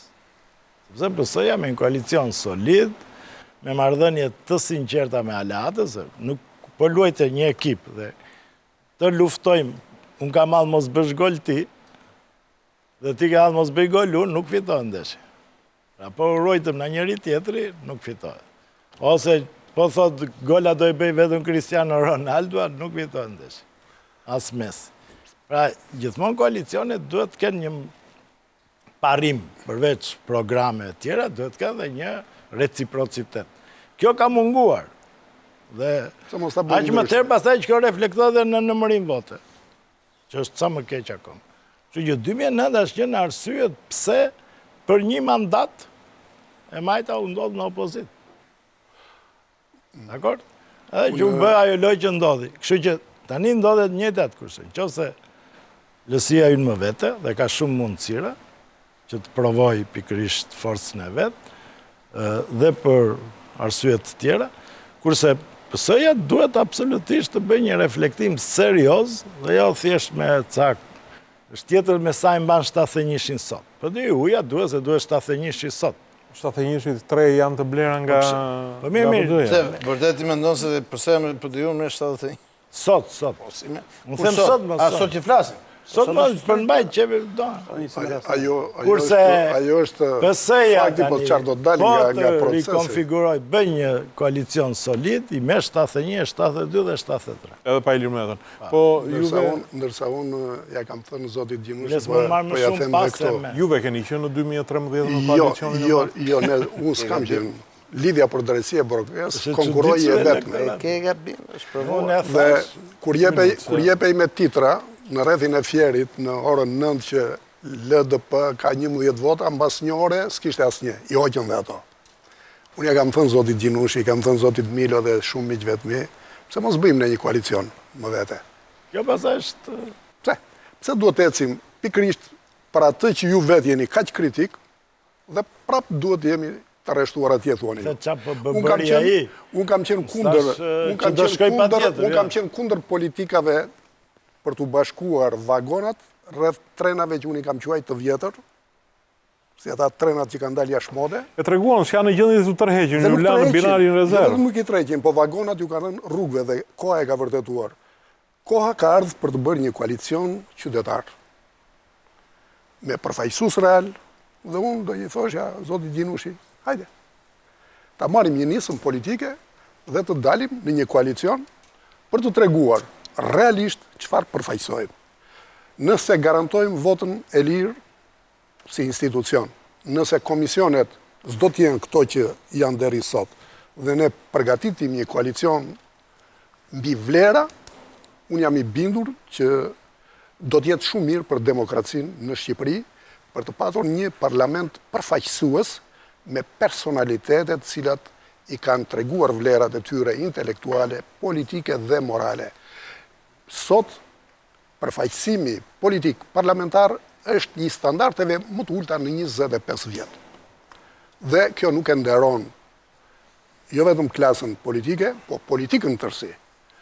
Unë jam për lëvizje politike të cilat mund të gjenerojnë besimin të votuesit shqiptar, se ata duhet të largohen dhe nga mendësit tipike ideologjike. Dhe të vim në një koalicion vlerash për një përfaqësim dinjitos në zgjedhjet e ardhshme. Ulla Metën e shikon një koalicion me Ramën? Varet nga Rama. Rama thot varet nga Meta, nxjerr edhe pile edhe logot e nendët e tij. Një nga, tashim, Rama në të njëjtën kohë thot shumë gjëra. Në 4 vjet Rama ka thënë 360 gradë, për të njëjtën gjë ka thënë opinione ndryshme. Ne po flasim seriozisht. Që do të thotë, askush në 2013 nuk e kuptoi, dhe e tha zoti Gjinushi këtu, e tha Elmazi, e tha dhe Afrimi, nuk e kuptoi mbi ç'ë baza u ngrit koalicioni 2013. Unë e di që u ngrit mbi baza pragmatike, u bën llogarit numrat, bëhet kaq, shkohet këtu. Tani këtu ka 4 vjet qeverisje, me rekordet e mira dhe me rekordet e këqija që kanë 4 vjet në qeverisje. Tani varet nga Rama. Pse varet nga Rama? Sepse Rama është ai që ka udhëhequr këtë koalicion. Është kryeministri i vendit. Është njeriu që do të përsërisë një mandat të dytë si kryeministër. Ndërkohë që të njëjtën ambicie politike e ka edhe partneri i tij në koalicion, që të rritet politikisht siç është rritur, që të ketë edhe ai vazhdimsinë e karrierës së tij, sepse kush merret me politikë. Janë hapur zëra që Meta kërkon edhe për kryeministër, domethënë njerëzit e tij ta garantoj që Meta do të jetë kryeministër pas këtyre zgjedhjeve. Po do ta diskutojmë një herë tjetër. Ky për hap zërat.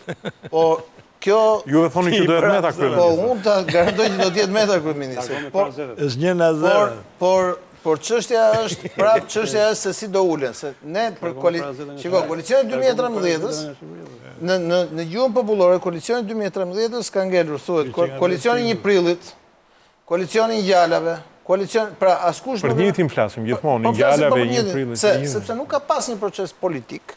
Për shembull, ju kujtohet ju kur do bëj qeveria në Itali kur erdhën në zgjedhjet e fundit, kur dolën 3 grupe të mëdha që dolën të djathtë, doli Grilloja dhe të majtët. Grillo dhe dolën të majtët. Takimet me këta bëshin publik, besoj ju kujtojt edhe takimi, bëshin publik, shkonin gazetarët, uleshin dhe shkëmbenin edhe propozimet e tyre politike, edhe idete. Dhe me grupe pune, jo vetëm me vetëm. A mund të më thoni ju mua sa ka ditur publiku për marrëveshjen e 2013-ës? Asgjë. Sot e kësaj dite nuk di publiku. Ja, këta kanë qenë koalicion, ke ditë që ti pse u bë koalicion në 2013? Shpreha mendimin të. Tani, jemi në 2017. Që të kërkosh një koalicion me partnerin që ti ke qeverisur, ti nuk mund të bësh kashëllik ati partnerit duke thënë, shiko, unë nuk e kam fare problem, po si e ti se unë do t'i bësh 71 me dy partnerë tjetër që unë kam futur në koalicion gjatë kësaj periude, të cilët të dy vinë nga e djatha.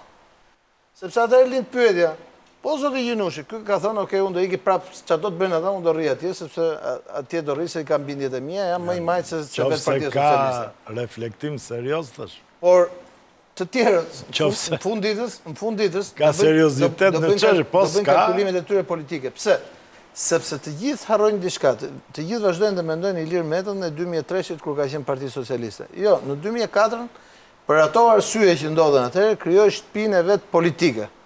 Dhe sot e kësaj dite ai ka shtëpinë e vet politike, ka rritur, e ka forcuar, e ka bërë. Unë kam qenë një nga njerëzit, e di edhe zoti Sherifi, edhe zoti Gjinushi, që kam humbur mandatin 2005 për deputet nga LSI-ja, nga IG LSI-s. Edhe ka pas shumë të tjerë, domethënë, si këtë humbur. Sot jemi në një moment tjetër. S'është për të mburur, po them të mburoj. Jo ti, jo. Asaj. Unë po them që sot në 2017. S'është për të prishur punën shkollaj. Ne duhet të shohim gjërat me ftohtësi. Ata duhet të shohin gjërat me ftohtësi.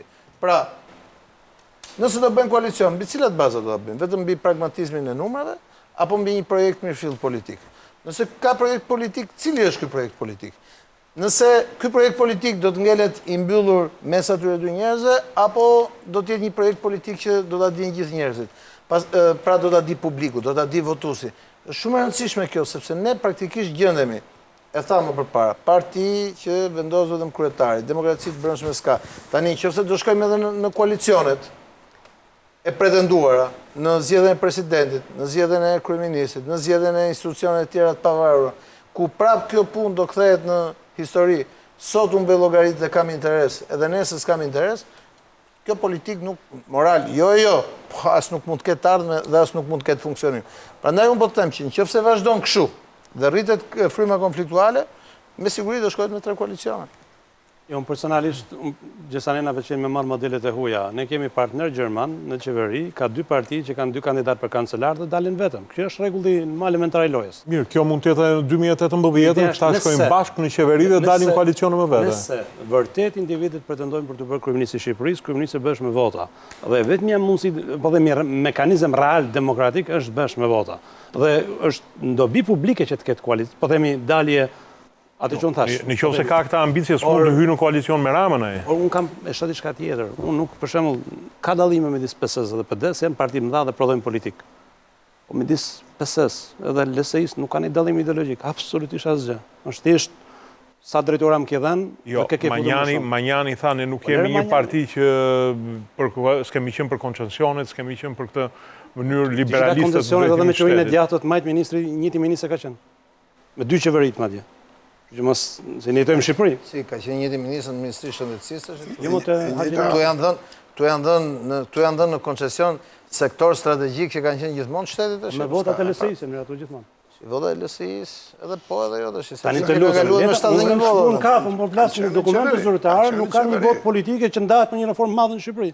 E vetëm një gjë që po i ndante ishte reforma drejtësi dhe ajo se ishin kundër, secila palë po mundoi godiste palën tjetër ka kalon të përgjithësinë, ishte lojë me pa top në kuptimin. Kështu që këto dhe rrethana nuk shon në identitet politik etj etj. Thjesht një bën njerëzit aq shumë pasur, dhe i pëlqej shumë pushteti sa duan të kapin gjithçka, dhe kjo për mua është prap lajm i mirë se kemi dorë ne për të votuar. Inshallah shqiptarët e kuptojnë të gjë. Po unë dua të kem gjithë politikanët, po themi të, në kuti votimit që njerëzit votojnë liderin politik. Mos na dani skem ndryshe nga zgjedhjet dhe një tavolinë ku marrë fund zgjedhje, sepse nëse ne bëhet koalicioni i gjerë përpara dhe mbyllet gjithçka në tavolinë, pse bëjmë zgjedhje pastaj në Shqipëri? Dhe harxojmë miliona, bllokohet shteti 6 muaj, po themi gjithçka bllokohet në Shqipëri 6 muaj, letër të vazhdojmë siç kanë bërë studiezën me marrëveshje ose dikush tjetër. Por ne nuk jemi në atë fazë, kështu që nuk ka mekanizëm tjetër. Këto cicmicet sa mjep ku t'jap këte në pazare. Në këtë bëshin tregu i Rogozhinës. Këta një shtyrën politik, ne urejmë mos ketë me parlamentin e ardhshëm. Pra naj po them reforma në drejtësi do i detyroj këta individ të madhen, sepse nëse do kishim sot drejtësi funksionale dhe vetting, shumica këtyre politikanëve që ne i përmendim nuk do jenë politik. Se që do i ndodhë? O do jenë ose ti... Po politikani nëse votojë që ke këto më betë bu. Të lutem mu,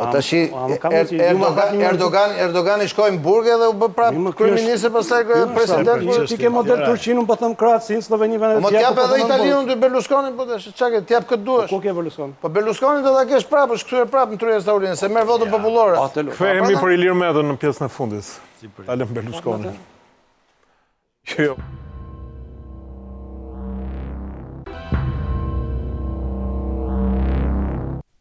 Zoti Gjinushi, hodhi tezën që Ilir Meta pretendon për kryeministër. Ju jeni një fan si hershëm Ilir Metës. E shikoni të mundshme në këtë skemë? Tani, unë njerë nuk bëj lajke për kërkënd. Nuk e frekuentoj këtë loje, por me Ilir Metën, sa për djeni këshu, s'kemi pas në një kontradit personale. Por politikat, përdaj, kemi ndarë qëndrimet të ndryshme në momente shumë kyqe për Partinë Socialiste të Majtë. Fillon që në 98, takimi me Berishën, vazhdon me radhë, përdaj janë, kur është përplasë herën e parë me Nano, sigurisht ne kemi mbështet Nanon si kryetar të PS-s, edhe për arsyet pikërisht se lexonin dhe një diversion të Berishës, pastaj në 2002, kur Nano ullin të ullin me Berishën, ne kemi së bashku me grupin e deputet, Metës kemi bloku dekretet e Nanos. Dhe kemi ikë dhe në qeveria, pra jemi përplas me Nano, sepse... Le të flasim për të ardhmen e shikon. Që ta dish, do më dhe... E shikoni vetëm në një koalicion me Ilir Metën ju? Ne si e pajtoj vetëm në atë që kur lëvizjet e njërit apo tjetri kanë qënë në dëm të smajtës, i kanë ndikuar për humbjen e të majtës, kur kanë qenë tërë mundësit për të fituar. Që dhe 2005 dhe 2009 nuk bëhet analiza se nuk fitoj pa, po bëhet analiza sepse u leju të qajet vota dhe po u qa vota, po gënjeve një pjesë të elektorati që shko voto për këtë se fiton e majta dhe shef pasaj që fakt qojnujt e këtë djatha, kjo pasaj shqitje ndeshje e quet. Dhe kur shet ndeshje, pa tjetër që kjo është një histori e vjetër e zemrave majta si shumë djatha, zgjedhje prapë. Jo, është tjetër. Nuk funksionon të shumë ajo loj parulla. Sa shatë më, jo. Tash këtë që s'mund të votosh për dikë që se mendon që qonë fitore në të majtë, nesër votojt PSD-ja dhe ne nesër shkojmë bëhemi në një koalicion tjetër. To s'lejon politikë, ose quen manovra të papranush. Kjo quhet edhe votimi besimit, sepse njerëzit votojnë LSI-n për Ilir Metën. Kanë besim të zgjedhjet që bën ai të nesërmen dhe për aleancë. Ai del me një program në fushat e be. Thot që votoni se do bëjmë një... Nuk di që e kanë lexuar shumë programin njerëzit. Jo, në 2009 ishte e qartë, se tani, po do me bërë këshu... Jo, është detyra ime të bëj pyetje. 2009 ishin dy grupime, i PS-ja me ne që thoshim... Atëherë, për hir të së vërtetës, le të themi që në 2009 u përzu Ilir Meta nga Edi Rama, mbasi fitoi bashkinë e përzuri. E përzuri nga koalicioni majtë. Do li pavarur Si e përzuri? Po pra, jemi duke folur për, apo flisim për Ilir Metën dhe për... Tani nuk i dini gjëra tamam. Në 2009 i preferoj të ime vete. Se cili di variantin e ti. Në 2009 preferoj të ime vete. Po jema, ja kishim personate në bazë 2007 se përzun nga... Ku ta përzojnë? Ishte partinë e vete. Gjithësësi nuk bëjmë avokatin Ilir Metës. E ka në kuptimin që nuk pranoj për të bërë koalicion. Por bilesë... Kjo është rezultantja, është në momenti votimit. Deri sa e shpall... Nanon këtë tjetër ftej tjetër, që lojë... Deri sa e shpall rezultatet të dy grupime që eshin të majta. Ka qënë dhe Petro Koçi brenda ati grupimi që është super i majta. Ju e shikoni Ilir Metën si një kryeministër? Dhe... Jo, nuk e shikoj. Në këto kush. Sepse së pari, kryeministri i takon partisë parë gjithmonë. Një, duhet këtë një mazhorancë të caktuar, të mjaftueshme, 2, dhe ne kemi qenë në pozita kur mund të trembeshin se merrte PSD-ja kryeministri, dhe unë do mbaj atë qëndrim që ka mbaj dhe atërë. Dhe i kam thënë Nanos, nuk ka budalan në thojza që me 8 apo me 10 deputet t'i kërkojë, t'i imponoj tjetrit kryeministër. A ka momente ku vetë... Në herë Ministrinë e Europës që të Jo, ka momente ku... Ka mundësi Ka qenë partia tre. Just Lini Maroni. Po pra, ka momente ku pranohet me marrëveshje vetë, se është vetë konjunktura, ku vetë grupimi konsideron që X-i ka më mbështetje se është më afër qendrës, merr dhe nakratje tjera, por bie dakord. Pra, shërën dakord paraprakisht, biles rregulli tamam e do kur hyn si grupim, kandidaturë. si kraj majt djatë, të deklarohet kush është kryeministri eventual. Nuk hyet me 2 koka në fushat. Ky krah thot, në rast fitore, kryeministri në shky, shumë ka qenë dhe Prodi në Itali, që s'kishte asnjë parti, kështu, Po mirë, përshaj nga partia me madhe, ishte kandidaturë e partisë më të madhe. Mirë, pastaj ka pas, me fjalë, merren dhe autorit ndonjëherë dhe nga jashtë, ku i thonë, edhe vjet kandidat për kryeministër. Merë edhe një i pavarur, thojza. Në qoftë se Ilir Por, Meta... jo që ti imponohet, me 8, me 10... Zoti Elmazi, Ilir Meta del në një koalicion më vete. Juve shikoni veten pjesë të kësaj ofertet? Unë e theksova... Apo do vazhdoni qëndrimin e Unë e theksova që lidhja për drejtësi e progres si një parti e re synon të fusë një model të ri politik, të ketë një moral të ri politik, i cili do të sillte progresin dhe mirëqenien për shqiptarët. Nëse do të jepja një mendim, ai do të ishte. Në Shqipëri duhet të ketë votim të lirë, në Shqipëri duhet të ndërpriten financimet kaq të mëdha për partitë politike, cilat kanë administrata të tëra, duhet të ulen në maksimum milionat e eurove për fushata zgjedhore që kthehen në spektakle, në qylyma të kuq, në metinge ku mlidhen këngëtar, valltar, ose takime elektorale me makina, furgon, autobus. Pra, ky model është tepër anakronik dhe unë mendoj që s'duhet përsëritet në këto zgjedhje. Do të dëshiroja që partitë politike të kenë qasje programore dhe ato duhet i bëjnë publike. Kudo në çdo vend të modeleve më të përparuara se sot është bërë vështirë djesh edhe në botën e zhvilluar modelin. Jemi në një kapërcyell tepër të rrezikshëm, po shkollat politike këtë thonë. Duhet që para zgjedhjeve të afishohen programet dhe të përcaktohet dhe kryeministri. Nuk mund të ketë një fushat zgjedhore ku nuk është përcaktuar cili do të jetë kryeministri, madje si në sistemin britanik dihen dhe ministrat. Dhe konkurohet jo si parti, po konkurojnë stafet politike dhe ata që do të qeverisin.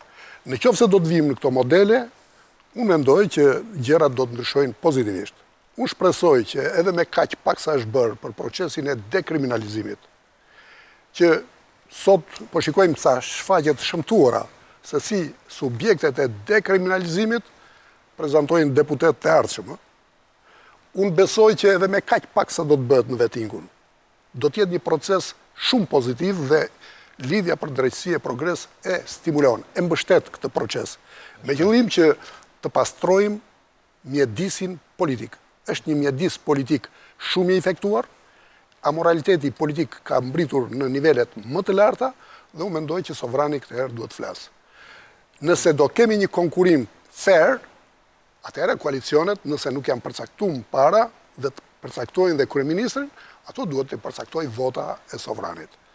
Dhe ajo është shumë normale që pas këtij procesi mund të ndërtohen koalicione të cilat kanë një logjik politike dhe elektorale. Pastaj se kush mund të imponojë për të bërë kryeministër, ne ja ku i kemi modelet, ku i kemi në vendin fqi, Maqedoni. Mori shumicën relative, nuk bëri do të qeveri, kushtetu të jep drejt forcës dytë politike të paraqes kandidatin dhe kështu mendoj se futem në një normalitet demokratik institucional.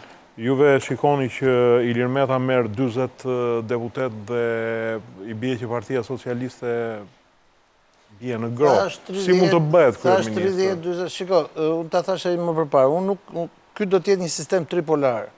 Dhe unë mendoj që në parlamentin e ardhshëm do të ketë më shumë grupe parlamentare se sa ka aktualisht. Dhe kjo nuk është se bëhet se është një sistem i cili avantazhon për shembull Gjinushin apo Metën apo kujtun, se ky sistem lindi për të shkatruar këta. Dëgjova me shumë kujdes çfarë zotin Sherifi që tha, nëse ne do bëshim bashkë Milo, Gjinushi, unë, një forcë tjetër politike, lejon t'ju kujtoj që Edi Rama humbi 2011-ën Bashkinë e Tiranës nga Partia Komuniste me 2000 vota, domethënë. Pra nëse do bëj, mund të prodhoj një grup parlamentar me 4-5 deputet dhe ndoshta nuk mund ta bësh qeverin pa këta 4-5 deputet në një moment caktuar. Dhe unë shoh që ka dhe një lodhje të aktorëve në politikë. Ka dhe një lodhje të njerëzve në terren. Njerëzit janë lodhur, aktorët nuk duken fare të lodhur. Ka dhe një lodhje të aktorëve në politikë sepse aktorja, zoti Gjinushi aktor është, tha, unë u bë 8 vjet jam deputet, ka rënë partia dhe kjo për faktin sepse unë nuk jam në parlament ose partia nuk është në parlament. Në pritje të sulme. Pra ka një lodhje të përgjithshme, arsye për cilën njerëzit shohin mundësi se si ta ndryshojnë. Dhe këtu vim tek reforma zgjedhore, për cilën unë thash që në ka një gjë për cilën ka përgjegjësi opozita në Shqipëri, është pikërisht reforma zgjedhore. Pse? Reforma zgjedhore nuk duhet filloj tek numërimi elektronik apo tek votimi elektronik. Kjo është e fundit fare. Duhet fillonte tek modeli apo sistemi apo sido që ta quajmë, për cilin edhe PS edhe PD, duke qenë që nuk duan të bien dhe duke qenë që kryetarët duhet të ruajnë monopolin e partisë tyre, ata nuk gjen asnjë formë dëshire për të ndryshuar atë që ekziston sot. Dhe bukura është që sa herë ndonjëri nga këta kalon në opozitë, kërkon votimin elektronike. Sa herë që vjen pushtet, bët kundërt. Kështu që unë mendoj që para kushtet që po krijohen është që të ketë më shumë se sa të mos ketë, e para njëherë të mos ketë asnjë parti që kalon 71-shin ose koalicion që kalon 71-shin, dhe kjo është sigurt që s'do ketë. Okej. Dhe e dyta është që të krijohen më shumë se një grup, pasi do kemi dhe fenomene rajonale, do ketë një parti që do prodhoj 1 deputet ose 2 deputet në rajonet sektuara, dhe nëse do ketë koalicione, 3 koalicione, 4 koalicione, se 5 koalicione, mund të gjem dhe fenomenin e Maqedonisë, atë që po shohim sot, që asnjëri s'bën dot qeveri, se sido që t'i bëj numrat nuk i dalin qeveri. Zoti Krasniqi, kemi disa sfida të reja dhe një politikë të lodhur, siç tha zoti Kulla. Mendoni që këto do ta nakatosin Unë personalisht hartën politike? Unë personalisht nuk pres se këto zgjedhje të kenë ndonjë surprizë. Në kuptimin nuk do sjellin në ndryshim, madje cilësia e parlamentit nuk do ketë sepse efekti i ligjit dekamizimi nuk do reflektohet te ky parlament i hershëm. Do dojë kohë për të bërë. Kështu që edhe politikanë nuk janë përgatitur për të pastruar radhët e tyre, sepse nëse ata i pastrojnë humbasin mbështetjen financiare, dhe kemi arrit një pikë që e thënë me fjalë thjeshta, liderit politik, nga që nuk marrin dot 71 vota, 71 mandate, po bëjnë koalicion me këdo. Dhe për shkak se kanë rrjedhje, për shembull tek e majta është Partia e Re e Ben Blushit, e cila merr një numër votash, ose kemi lëvizjen zoti Kokdhima, ose kemi tek krau i djathtë Gjergj Bajaxhiu, etj, të cilët marrin një numër votash, po që në çarqe caktuara mund shkojnë deri në 3 mandate për prishur punë partive kryesore, varet pasaj sa mund të arrijnë ata për vetën e tyre, secili po bën koalicion maksimalist me çdo që t'i dalë përpara. Dhe vetë ky fakt do thotë që nuk kemi ndonjë objektiv madhor për të bërë një palë zgjedhje të cilat të kenë një lloj sensi o morali ose një lloj programi në mall për vendin e tjerë. Madje unë mund ta shoh edhe një lloj radikalizimi, po themi që unë nuk do doja kurrë në Shqipëri të ketë me kryeministër me 8 vjet mandat. Nuk është Shqipëria e tillë, e kthen pronë private. Dhe a do ketë mekanizëm, po unë nuk do doja kurrë që fati i gjithë jetës tonë ka 25 vjet me 2 individ, na shkojnë 25 vjet me 3 individ. Dorë bota e ka ndryshuar. Këta kur takojnë HML-t të tyre, i gjenë pension nëpër Europë, se kanë ikur nga politika, këta kanë ngelur prapë njëtit dhe prapë na thonë jemi shpëtimi i Shqipërisë. Ky është një fatkeqësi, një mallkim dhe uroj që pas asaj çfarë do ndodhë me reformë drejtësi dhe pas pastrimit politik që unë pres të ndodhë, po themi pas këtyre zgjedhjeve, atë të ketë shans për të hapë sistemi politik. Zoti Gjinushi, ju jeni një njohës i vjetër i të majtës. Mendoni që sfida e këtyre partive të reja, ku edhe njëra quhet sfidë, po kryesisht Blushi dhe Koço Kokdhima mund ta çajnë këtë majorancë? Njerë, Koço me që kam parë punon për brenda. Jo, ka bërë partinë zgjidhje, po e prezanton. Prapë e qënë lëvizje brenda partisë e ty. Që qënë si... Edhe parimin e ka pozitiv, thot, votim andërsi. Me vjerë për ndryshu, se thush, sjelljen e partisë, ose raportet brenda, demokracinë e brendshme tjerë. Se kështu pastaj s'jam optimist për partitë e reja, nuk kam ndonjë optimizëm. Keni të njëjtët Sepse- frikë si atëherë kur ishte Meta, që Meta mendohej që do ta çante PS-n, po jo se do ta çonte në opozitë. Është e njëjta ndjesi tash. Jo, e Metës diej, nuk është, sepse Meta njerë ishte një grup në kokë të PS-s, kishte qenë kryeministër 2, dhe do Nano kishte krijuar disa probleme në qeverisje, 3, dhe kriza 2005-ës, e të Majtës ishte shumë e lezetshme problemi. Majta fitonte zgjedhjet, po Nano s'bëj kryeministër. Dhe Nano nuk e desh një alternativë të tillë. Këtë alternativë ka dhe Blushi, më duket. Mirë, po Nano pikërisht nuk e desh këtë, që të fitonte zgjedhjet, po mos bëj ai kryeministër. Dhe atë zgjodhi këtë rrugën e gabuar me Super Dushkun, që mendoj që shtypte Gjoja Metën, mirë pa që qoj në qarje vote, dhe ne humbëm më shumë, edhe pa Metën, vetëm në qarjet e brendshme. Deformime që solli sistemi, shpërndarje votës brenda njëri tjetrit, bëri që të humbim, 7-8 zona. Pra do ishte fituar edhe me 10-15 zona që humbej Po Blushi, a LSI-s. mund ta akumuloj pak kënaqësinë të Majtës, e një pjesë të Partisë Socialiste që ka... Nuk më rezulton. Nuk mendoj që s'është as e njëjta periudhë, as e njëjti akumulim. Përse atëherë edhe nuk ka qenë thjesht Meta. Atëherë mos harrojmë, ka qenë Mejdani, ka qenë Rama, ka qenë PSD-ja në një oponencë të brendshme me Nanon.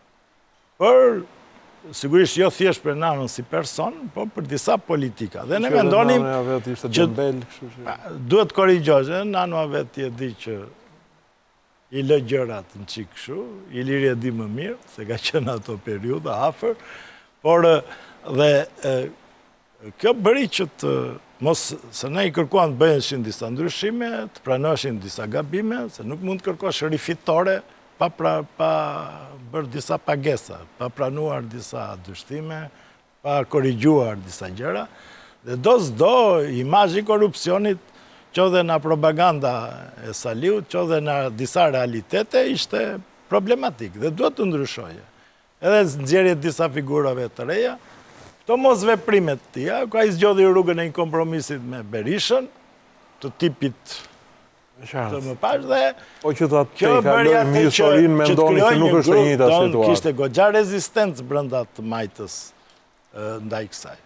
Kështu që këtu sot nuk kemi këto kushte, sepse tani përplasja e të Majtë është tek PS-ja, është dhe tek LSI-ja. Është tepër që është vetëm në Dhe gjithë problemi është mandati sa parë. këta të Majtë do i besojnë prapë LSI-s, me qënë se dy herë i kanë nxjerrë në opozitë.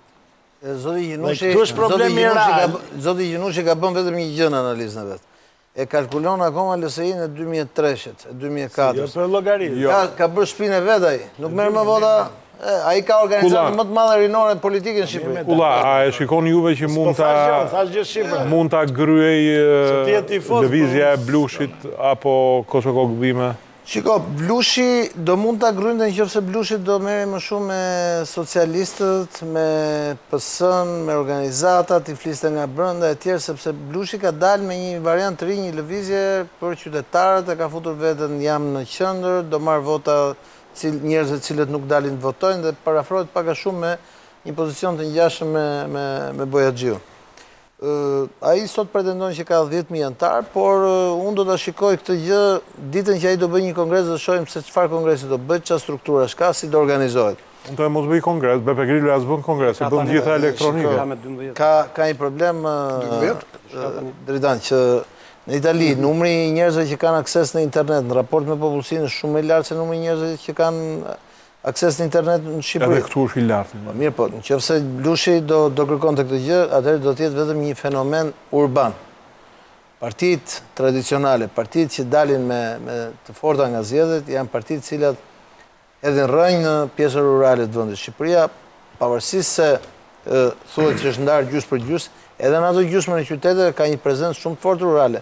Duhet flasësh me ata njerëz. Pra, Blushi flet shumë mirë, flet bukur, e gjë njerëzit edhe e pëlqen, por në fund kjo duhet përkthehet në një mekanizëm, gjë që ne nuk e kemi parë deri tani. Ne deri tani shohim Zotin Blushi që flet me njerëzit, po pas Zotit Blushit nuk shohim dikë tjetër në atë parti, të flasi, të komunikojë, të bëjë. Domethënë, ju e përmendët më përpara, ju që kur lindi LSI-ja, iku një grup nga Partia Socialiste, po aty kishte rreth 50-60 vet, të cilët kishin qenë ministra, deputet, kishin pas histori e tjerë. Gjithë isha administra. Pra ishte një histori tjetër. Kurse këtu kemi një fenomen tjetër dhe vetë Blushi nuk është drejtuar atij elektoratit. Kogdhima është një histori tjetër. Kogdhima mund ta dëmtoj shumë rënd Ramën dhe PS-n në dy qarqe. Ku ai ka lidhje, ka njerëz, ka organizim, ka punuar e tjerë. Është bërë parti. Dhe punon nga brenda. Jo, nuk është bërë parti. Po si do konkurrojë? Po nëse do të bëhe, Zoti Hila tha nëse do bëhe parti. Ka mekanizëm. Pra nëse do bëhe parti... Gjithsesi demotivon njerëzit, Si do të bëhet kandidat? Tham nëse do bëhe parti... Jo, di ato mekanizma, po... Nëse do bëhe parti. Prandaj unë them që janë dy fenomene ndryshme. Unë mendoj që Blushi po kërkon vot një lloj tjetër vote.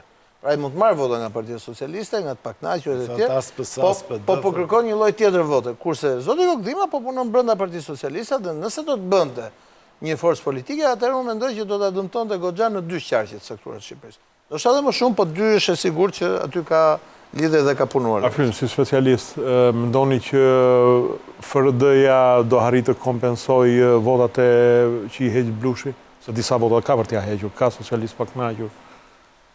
Së pari, unë nuk besoj që votues e Blushit dhe Bëjaxhiut janë tërësisht partijak, janë votues të rinj. Domethënë njerëz që duan shohin diçka ndryshe. Dhe objektivi tyre kryer kur do të jetë, nëse ata duan marrë militantë partijak, ata kanë gabuar strategjinë. Sepse militantë partijak nuk shkojnë kurrë tek një parti e vogël. Sidomos kur nuk ka kapacitete për të pretenduar për pushtet të madh. Kështu që votuesit e rinj mund të jetë sepse edhe janë më të lexuar, atë trendi i ri etj etj. Dhe fjalimi, siç thotë, po themi kam përshtypjen ti auditoria adreson e pa më Gjesh Bëjaxhiu në Tiranë paka shumë të vota mori. FRD-ja mendoj që ka pas shans për të qenë një parti shumë serioze. Por e humbi. Pra i takon shkuarës. Varet se si e menaxhojnë, por unë thash në kohën e, po themi, ka pas një shans për të qenë një parti sepse ka pas shumë tregues për qenë, sepse ishte ndoshta ishte momenti gabuar për shkak të rotacionit politik, por varet se si menaxhohet. Varet se si menaxhohet sepse edhe ky lloj kalkulimi, ku liderët politikë thonë një tjetër, un kam filanin dhe ata nuk flasin, i dëmton partitë politike. Zoti Gjinushi, faleminderit që ishit sot me ne. Zoti Krasniqi, faleminderit. Zoti Kulla, zoti Sherifi, faleminderit që ishit sot. Faleminderit dhe ju për ftesën. Natën e mirë, shihemi këta në të ardhshme.